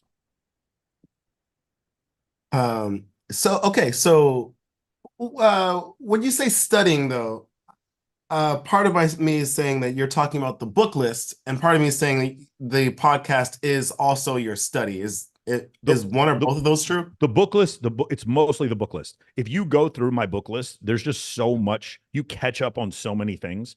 If you talk to people who went through the entire book list, every one of them gives just incredible reviews. That's 25 years of books that changed my life, and you guys can read them in a year. Like you're going, like I am traveling at, I'm traveling at 1% the speed of light, and you guys are going warp 6. Like it's not even close how much faster you can get through all these things just by reading those books. Now, are there other books that change people's lives? Of course, but those are the 30 books that changed my life, and I'm consistently adding to them. I do think I am going to add the Elon Musk biography. I'm not sure yet. It's because a lot of you guys aren't running a company, and basically the lesson of the book is absolutely don't listen to anyone else and just become a horrible taskmaster and fire people whenever they don't tell you what you want to hear. So it's like, if you read the Steve Jobs book, it's just Steve Jobs part 2. That's kind of the same thing. But at the same time, he is the smartest person in the entire world. He is the most accomplished entrepreneur in the world. It's not even close. He is not a normal human. Yeah. So, quick question about FaceApp. If I had a wrinkled shirt, would it be able to fix it? Yes, to a certain extent. To a certain extent. Yes. I've been noticing a trend when I'm getting Instagrams from people that some girls don't have any posts, and they're like, oh, I only like post on highlights. The first thing I thought of was red flag. Well, the first time I saw that, I was like, red flag, what's that about? And then I kept seeing it. Do you have any idea what's going on? I don't understand what you just said. So you said, be specific. A girl did what?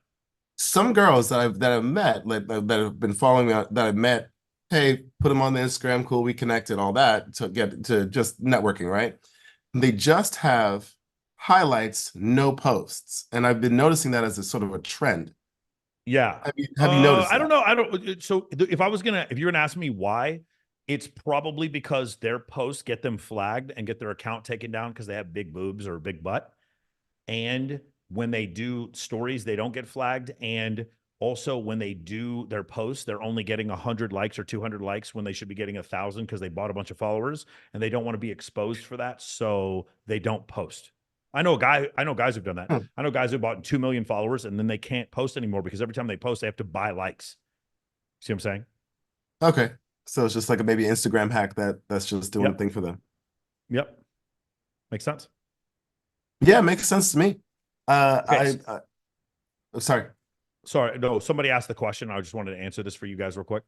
Some of you guys were asking. So this is Men of Action Forum. This is the Men of Action free spot right here. And then when you go here up at the top, it'll say Classroom. You go into Classroom, it says High Status Networking 101. This is the course. It's got the first 4 steps of MOA. Right here at the bottom, it says Men of Action book list. Okay. Don't worry about my favorite books of all time. That's really not, don't read that. That's for people who if you like fiction, if you've read every book in this book list, then go with my favorite books of all time. But here are the 30 books. How to Win Friends and Influence People. Start with Why, Rational Male, Crucial Conversations, Way of the Wolf, The One Thing, Marshmallow Test, 4-Hour Work Week, Extreme Ownership, Dichotomy of Leadership, Tipping Point, 7 Habits of Highly Effective People, E-Myth Revisited, The Setup by Dan Bilzerian, How the Mind Works by Steven Pinker, Managing Oneself by Peter F. Drucker, The Operator by Robert O'Neill, Can't Hurt Me by David Goggins, The Power of Now by Eckhart Tolle, The Subtle Art of Not Giving a Fuck by Mark Manson, Flow by Mihai Csikszentmihalyi, Hustle Harder by 50 Cent, Relentless by Tim Grover, Sociopath Next Door by Martha Stout, Outsmarting the Sociopath Next Door by Martha Stout, The Evolution of Desire by David Buss, Why Women Have Sex by David Buss, Why Men Behave Badly by David Buss, and Why Beautiful People Have More Daughters by Satoshi Kanazawa. I can go through all the rest of them, but these are the books. These are the ones that I just updated. Mate by Joffrey Wilson and Tucker Max, Gates of Fire, which is an incredible book about the Battle of Thermopylae. Buy Back Your Time. Any of you guys who are running a business, you must read this book, Buy Back Your Time. And then the Book of Numbers is a great book by Aaron Clary. So there is your book list. It's really easy to find if you just go into the free school server. One more time, for those of you who don't know what it is, go look right there. I just posted it in the chat. That's the free school server. And for those of you who are watching us on YouTube, you'll see there's a pinned comment up at the top. That pinned comment is how to join our free school server, so you can get access to all of those books that I just mentioned. Cool. Last sort of follow up, just to really clarify. So the issue that I had with the 2 podcasts is I was going to start my own very soon, and I had an opportunity to maybe host someone else's, and it's something that I think I could really work into my schedule. Now, any suggestions on how I can go about that without I'll just stop there. Any suggestions on how I could go about that without splitting audience or being weird, or should I just not care? No, you shouldn't care. Do as many shows as okay, ready for everybody, listen to me. You should be on as many other people's platforms as possible and as many different social media platforms as possible, as much as possible. So if they want to interview you, so again, I host Access Vegas, which is not a Michael Sartain property. It's me and Rollo. And then I have the Michael Sartain podcast. And then I have this Monday free call, this Monday live stream that I do. Those are 3 different things that I do.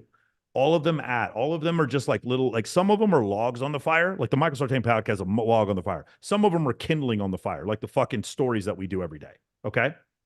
My team posts 30 clips of me per day on 7 different Instagram channels, 7 different Snapchat channels, 7 different YouTube channels, and 7 different TikTok channels. 30 a day. The answer, Dennison, is more. The answer is always abundance. Yes, Got sir. it? Got you. Absolutely. Steve Rosario, go and unmute yourself, Steve. Cool. Hey, so speaking of podcasts, right on the term, you mentioned that there was going to be a unit coming out on if you want to host and how to run one of your own. How long do you anticipate that one coming out? Steve, are you in the program right now? Yes, sir. I don't know when. So the thing is, the reason why, so we may do that here pretty soon, but the issue is we have to change our offer in order to do that. And that's something like Grant and Miguel and me have to come up with. So here's the problem, Steve. When people join MOA, a lot of them make a lot of money from our program, but we never promise people that they're going to make money when they join MOA. And it becomes a problem when people join MOA only to make money. When I talk about business networking and brand building, those things are strictly money making. Now, they will actually help you in your dating life a lot, but they're strictly, those are networking things that are not specifically to deal with dating. In order for us to offer a course where we just do that, we have to build a new funnel. We have to build a new offer, and that may take a while. The issue that we're having now is that we also have to train a new sales team. And that's why it's been a little slow going, and we're just sticking with MOA right now. Now, what I may do is just in MOA, add a couple of modules when it comes to building a podcast. But if you want, what we could do is on this Monday call, just ask me and I can give you all the best tips. Okay. Yeah. Are you trying to do one now? Yeah, I have one that I started during COVID, but it was audio only. And I actually put a post on school about like what would be the equipment to look at. It's a little out of my like price range to just fork over, for a Sony, especially because it would be like just the first camera, and I would probably just have it like wide angle, like one shot. It wouldn't be that sophisticated yet. So yeah, I was just getting myself kind of up to date because, like I said, the only things that I had before was audio only. Okay. So great question. Guys, everybody here who's considering doing a podcast, here are your first couple steps. Ready? Number 1, you need some sort of video and audio capture platform, and it could just be your iPhone 13. It doesn't have to be anything. In my case, I have an A7S III, and I'm talking into a Shure mic. I have a splitter over here, and I'm talking into a new MacBook. You don't have to do that. I have soundproofing behind me. You don't even have to have that. What you need is, what is the most consistent place I can put my fucking ass down and make content on a weekly basis? Okay. So if you tell me that you have a studio, but it's 25 minutes away, or I have a fucking tripod that I can put my iPhone on, I'll pick the tripod, because the tripod allows you to make more content more consistently. That's number 1. Number 2, if you're looking for guests and you don't have a studio, just use Zoom or use Restream or StreamYard. That's all you have to do. If you don't believe me, go check out Chris Williamson. Huge podcast. Half of them, he's standing up in his living room on Zoom with headphones in, talking on a microphone while his guest is talking to him over Zoom. Okay, that's the easiest way to do it.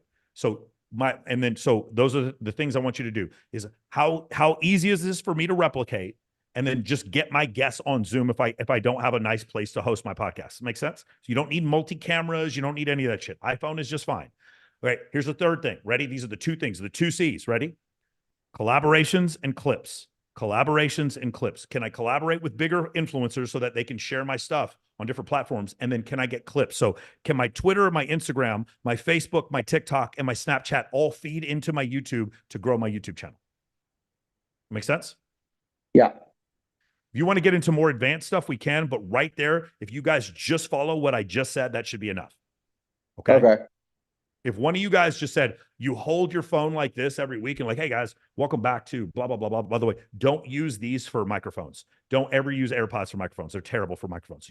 Buy a microphone. I have I've got 3 of them here. I think I have a, what is it? The Blue Yeti. The Blue Yeti the Yeti Blue is perfect. I did the Yeti Blue for the first year and a half. I did it. It's sitting right there. Yeti Blue is perfect. That's what, in fact, the Yeti Blue is what that's what FitX Fairless uses, and it sounds terrific. Okay. And then the other thing, I just thought this came to mind because I know that sports comes up a lot on calls. It's funny because I didn't really get into following sports until a little later in life. And there's still some stuff, like obviously I can follow a football game and know what the hell is going on. Basketball, same thing. But I've got friends that, they'll talk about positions and they'll talk about plays, in those big two sports. And sometimes I still don't even know what the hell's what they're talking about. I see the game. I know what's happening, obviously, offense, defense, and all that.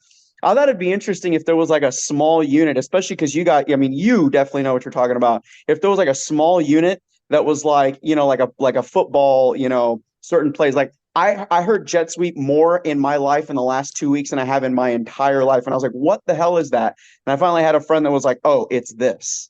Yeah. Jet sweep is a running play. So there's a touch pass and a jet sweep. If I'm in shotgun and the guy comes in a jet sweep formation across the formation and I get the ball snapped to me and I touch pass it to him, that's a touch pass. But it's the same thing. If I get under center and the wide receiver comes running behind me and I snap the ball and immediately turn it around and give it to him, so he goes around there, that's a jet sweep. Yeah. If he goes around, like if I hand the ball off and he comes back around me, like there's actually some depth, that's a reverse. Yeah.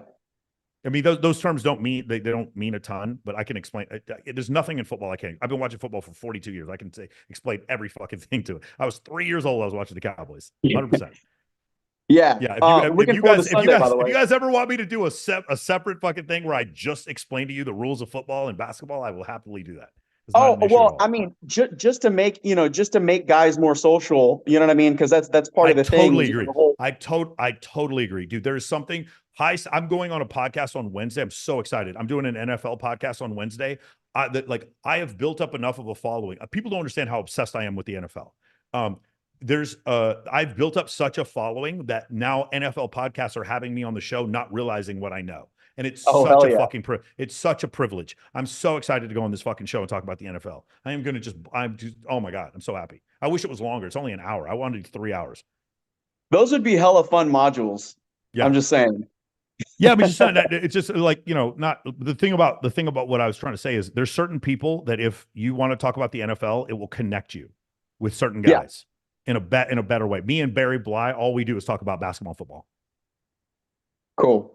Yep. Yeah, that's all I got. I thought that would have been that'd be a pretty cool module to go through. I love it, man. Thanks. Huzafa? Is it Huzafa? Or is it Huzafia? Huzafia? Huzafia Ahmed, can you unmute yourself? There you go. I'm trying to. Okay, is it coming through? Sure is. Can you? Okay. Hi. Yeah. So I guess I'm kind of new to this kind of whole thing. I guess maybe the question I have, I guess maybe a little background about myself, not to go on too long. I guess I feel like I've needed coaching or mentorship for a long time, and I feel like no, I have a variety of diagnoses or whatever, and I feel like therapy, I think it's a pretty common critique that I think is the red pill type of circles. Like therapy is it's very women, I guess, oriented, right? And so I think mentorship is really the way, coaching and so on and so forth. So I guess I'm here now. I guess that's my background. But I guess I have and maybe this is a psychological barrier that I feel like I'm trying to get past. But I feel like I feel in my case, So I think I'm interested in music, like I guess my hustle or the thing that I've not really done to attract women, but it just so happens that like women seem to be into it. I'm like, all right, may as well capitalize on that. But I feel like now, I feel like maybe the image that I've got. I'm like, I'm not short or anything, but I'm an Indian with a big nose and autism. So I feel like, is there a way to get around that image that you give off? That, or like, Yes. how would you work around that? You know what I'm saying? How do Yes. you work Okay. with that? How deal with that? So one of the things we've become experts in at MOA is specifically Indian men under 6 feet tall who have limiting beliefs. For some reason, that has become our core competency. Like it's like we have gotten, because it's like the number one thing that our guys on the calls are telling me are like, is their limiting belief. You know what I'm gonna do? So a couple things. I need, the first thing I need you to do, brother, is slap the table and say, let's fucking go as loud as you can. Do that for me. Is there a, hold on. Well, I'm at somebody else. I'm at my parents' house, and it's like, Okay, but mad. my I hate point to be- is the point is that Right. the fact that you're hesitating is 90% of the problem. My girlfriend's here. I got neighbors. Let's fucking go. I do not give a fuck what they think, bro. Okay? So you not being able to do that is 90% of the problem. Do you understand? Number two, so you're the Indian guy who's shorter. Is the Indian guy who's shorter, is he built like a linebacker? Does he have six-pack abs? Is he super muscular? In general, just the trope. What do you think? Of course not. No. Okay, so why don't you become like that?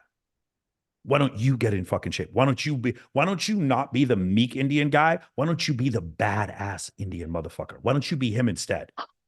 Do you understand? Yeah. Respect. Yeah. You're asking me how do I get around these certain things? It's easy to get around them. Just don't go to just one of the major advantages I have is because my father's part British and my mother's Colombian. Nobody can tell what ethnicity I am. People think I'm Asian, whatever. Like I have friends who think I'm black. Like it doesn't, whatever ethnicity you want me to be, that's generally what people pick me as. But for a lot of you, you're going to have an ethnicity or you're going to have some socioeconomic thing going for you or a religion, and people are going to have stereotypes about you.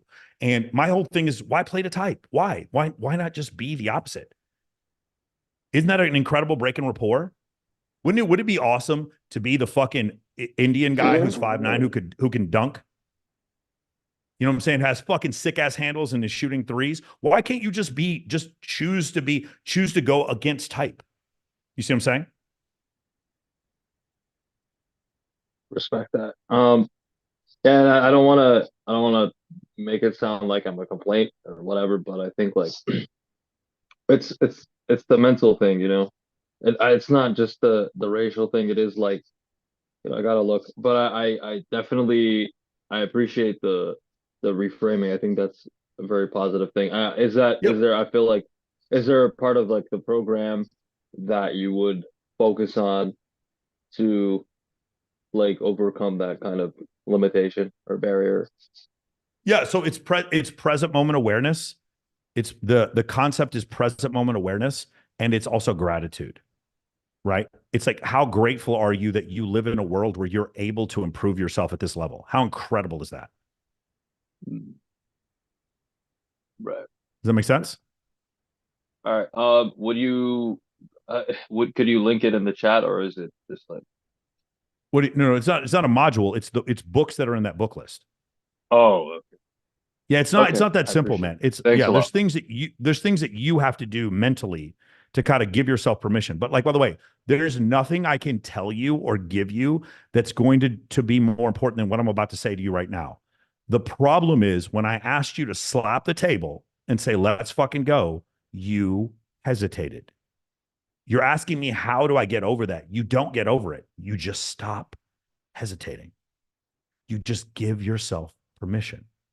There's no step to getting to that step. That is step one. Do you understand? Did I lose you? I think he muted himself. All right. Anyway, cool. Yeah, he got it. Okay, Grant, what's your question? Grant, go ahead and unmute yourself. Can you hear me? Yep. Hello, can you hear me? Hey, what's up, Sure Mike? can. Dude, been trying to get on here for a while, so I talked to Tristan and he told me about these calls later on. Yeah, no. So my question was, I read all the books. You know, I've been watching your content, and I read all the books. I read Dr. David Buss's Evolutionary Desire. I read Rollo. I love Rollo's content on there. I talked to I read Rollo's book on religion, and I asked him this question.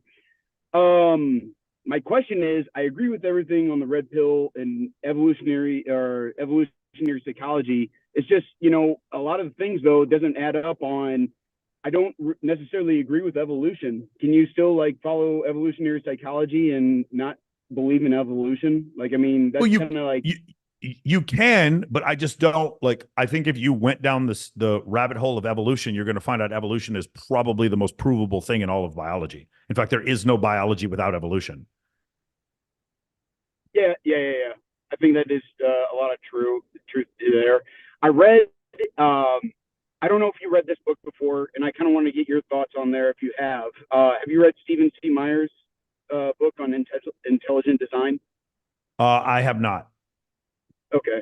I don't know. It was kind of an interesting concept, and it talked about like microevolution, and there's definitely I am aware of that. So microevolution is nonsense because if there was microevolution, then what would happen is an orangutan and a human would have zero genetics in common. So here I'm gonna prove all of evolution for you real quick.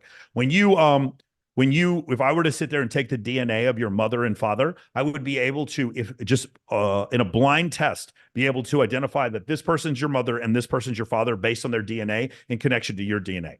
As we go down, if we go up the scale, your grandparents, your great-great-grandparents, you're going to share fewer genetic traits the further we go up. Does that make sense? So the closer we get to you genetically, as far as your family, the more genetic familiarity we're going to have. And the further away, then the less genetic familiarity that we're going to have. If microevolution was the truth, then there would be zero genetic familiarity between an African elephant and an Asian elephant. But of course, the genetic similarity between the two is like 99.5%. Okay? But here's the problem. You and an elephant share about 86% of the same genetics, maybe more than that, maybe 90%. You and a fucking banana share 50% the same genetics. Okay? The familiarity proves that we all came from a single source. Here's the second thing. The intelligent design thing, no. I'm sorry. Even if let's say I totally believe in an intelligent design, you're limiting God by saying he couldn't have created evolution. There is no evidence to the contrary. I'm sorry. There's conjecture to the contrary, but there's no evidence to the contrary. Like your belief is pretty much like evolution and God can kind of work together, like coexist, right? If I happen to believe God exists, but if God exists, if God exists, then he created evolution. And if God exists, then God created the Big Bang, if he exists, because there is a Big Bang and there is evolution. Make sense? And anyone who says, no, I don't believe in evolution or a Big Bang because of my belief in God, you are insulting and limiting God. Where'd you hear that from? Or I mean, like, did you just? No, I'm telling you, I've read the Bible enough to understand that God is omnipotent, omniscient, and omnipresent. So you telling me he couldn't have created the Big Bang is you limiting God, which is an insult to God. But if you don't believe in God at all, then you shouldn't have any problem believing in evolution. No, I mean, I definitely believe in God. That's the whole thing. I mean, it's not like that. It's I do agree, like he has a plan and everything like that. But God helps those who help themselves. That's not it. Unfortunately, that's not in the Bible anywhere. There's nowhere in the Bible where it says God helps those who help themselves. I've read it several times. I looked for that passage. It does not exist. I don't think so. I know there is no passage in the Bible that says God helps those who help themselves. My dad did that to me once. He told me that, and I was like, I think capitalism helps those who help themselves, Dad. I don't know about God, but maybe he does. I don't know. But it's just not in the Bible. That's my point. Sound good? Awesome, bro. Thanks. All right, Grant. Talk to you soon, brother. Michael Hardesty. Go ahead and meet yourself. Michael Hardesty. Hey, how's it going, Michael? What's going on? So the question about the reading list, which seems to have come up a lot today.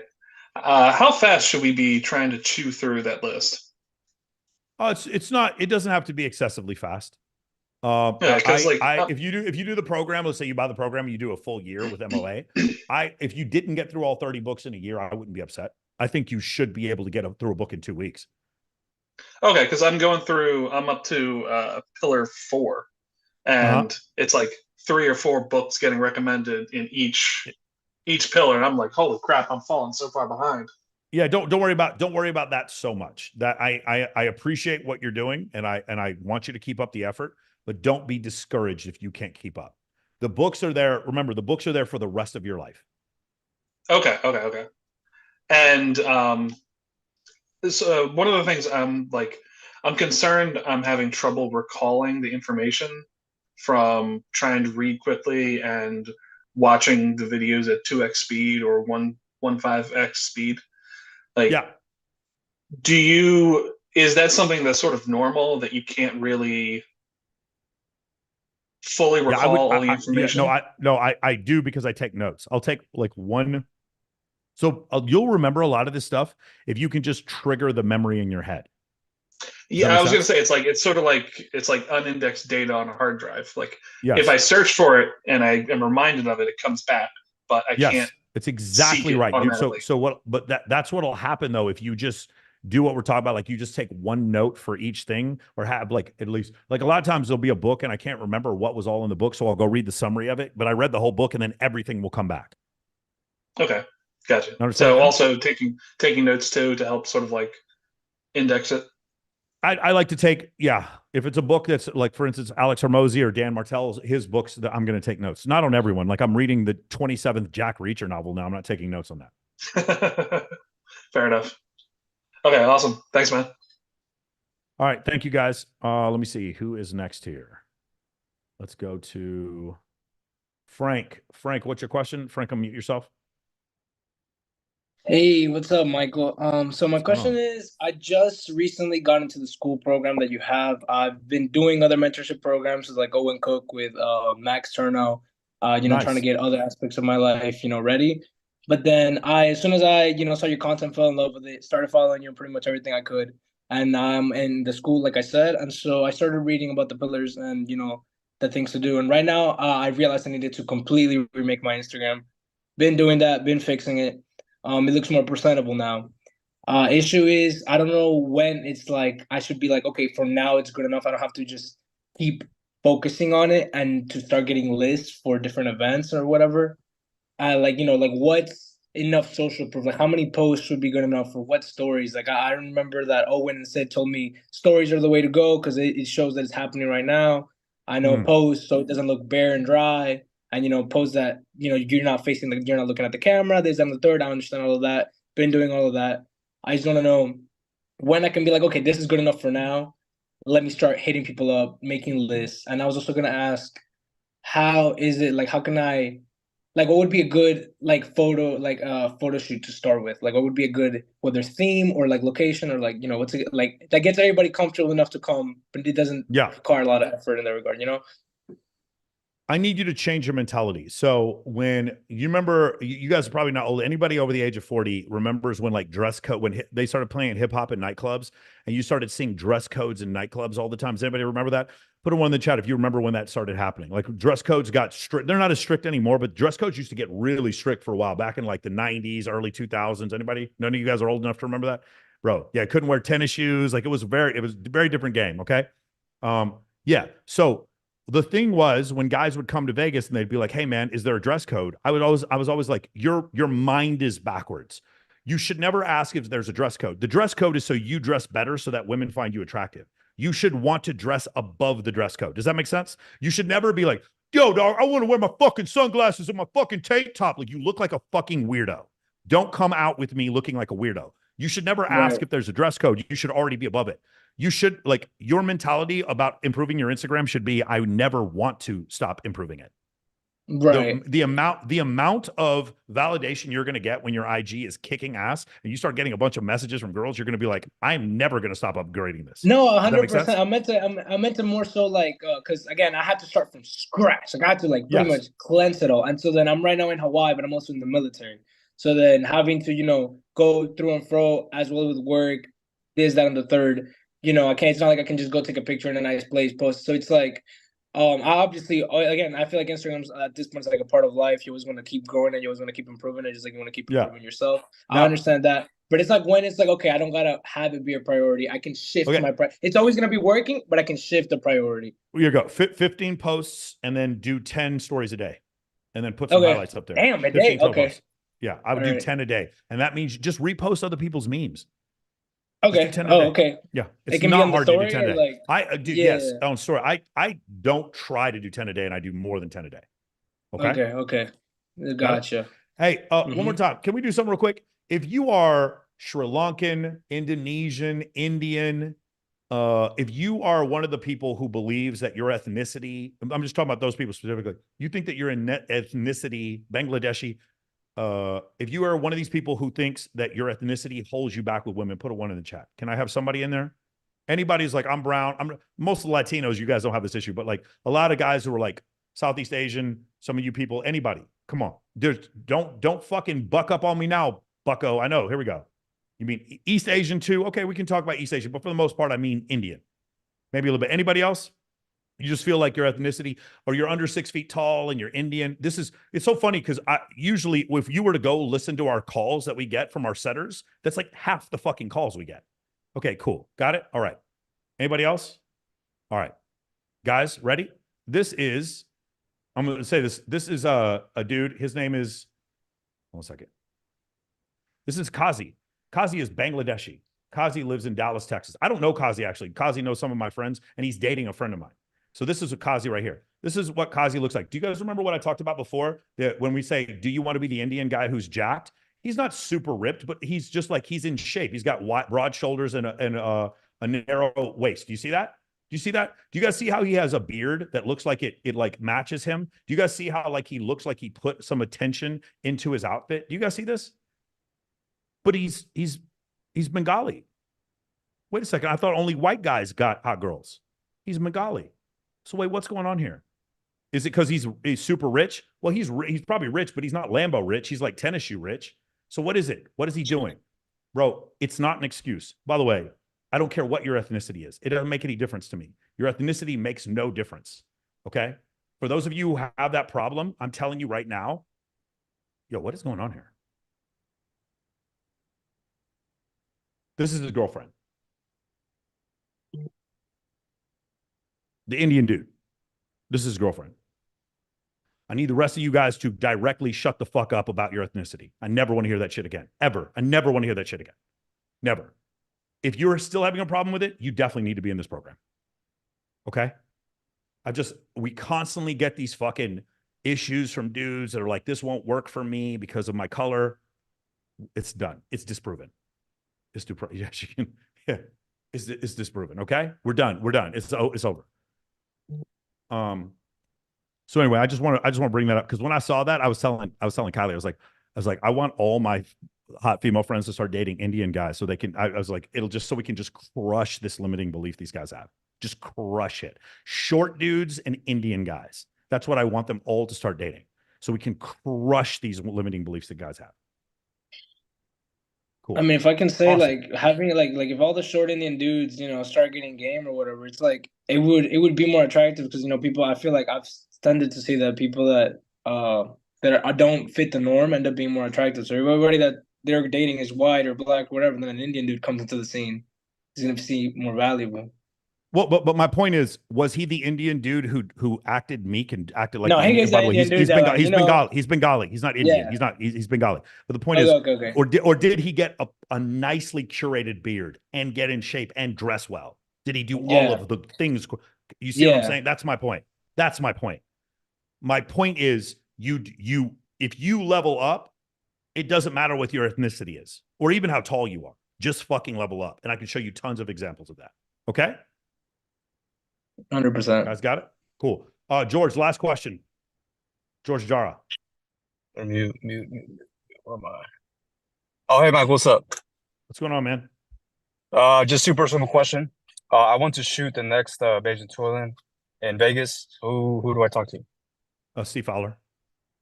Steve? The problem, Okay. the only issue is I don't know how permission works inside of the Sahara because it's a casino.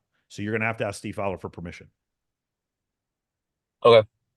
Okay. Appreciate it. Let me tell you something. A lot of you guys have asked me this question before. And you're like, hey, Michael, I want to do this thing, but I'm trying to get a hold of Steve Fowler. And my thing is, you need to open up with incredible photos you've already taken. If you can't do that, then like, why would Steve Fowler? I got a photo, Steve. All right. That's what I need. So I remember it's more evidence, fewer words. Say it with me, guys. It's more evidence, fewer words. If you're a photographer saying, hey, Michael, I want to take a photo of your photos at your event, don't explain to me that you're a good photographer. Show me you're a good photographer. Got it? Show me. Don't explain it to me. Always show me. Got it? Few words, guys. Beautiful. All right, guys. You guys are the best. One more time before I get up out of here. Go check in the chat right here. That's how you join our free school group. All of you, please be in the free school group. Also, I want to remind you guys, just join in the school group. If you participate, if you just comment on other people's posts or people like your posts or whatever, you gain rank, right? I'm an 07. I think I'm a brigadier general in there. You gain rank. And you gain rank, more stuff is unlocked for you in the school server. We're going to provide a bunch more stuff. I'm actually going to hit up Grant and Miguel about making some more stuff free from MOA in the free school server. All of you need to be in there. There's no excuse to not be there. We're here to help. Guys, I want to do this for the next 50 years. I never want to stop teaching. I love doing this. If you guys have been on these calls for the last 3 years watching me, I'm not losing any fucking steam. Even though I'm 46 years old, I'm going to keep doing this forever. If you guys want to join the most comprehensive program in the entire world when it comes to social circle, business networking, building a brand, whatever, there's only one. We don't even have any fucking competition. And if you do, we got the photos to prove it. If you guys are interested in that, go to moamentoring.com or just go right here to the school server and join us. And I will see all of you who are in MOA tomorrow at 4 p.m. PST.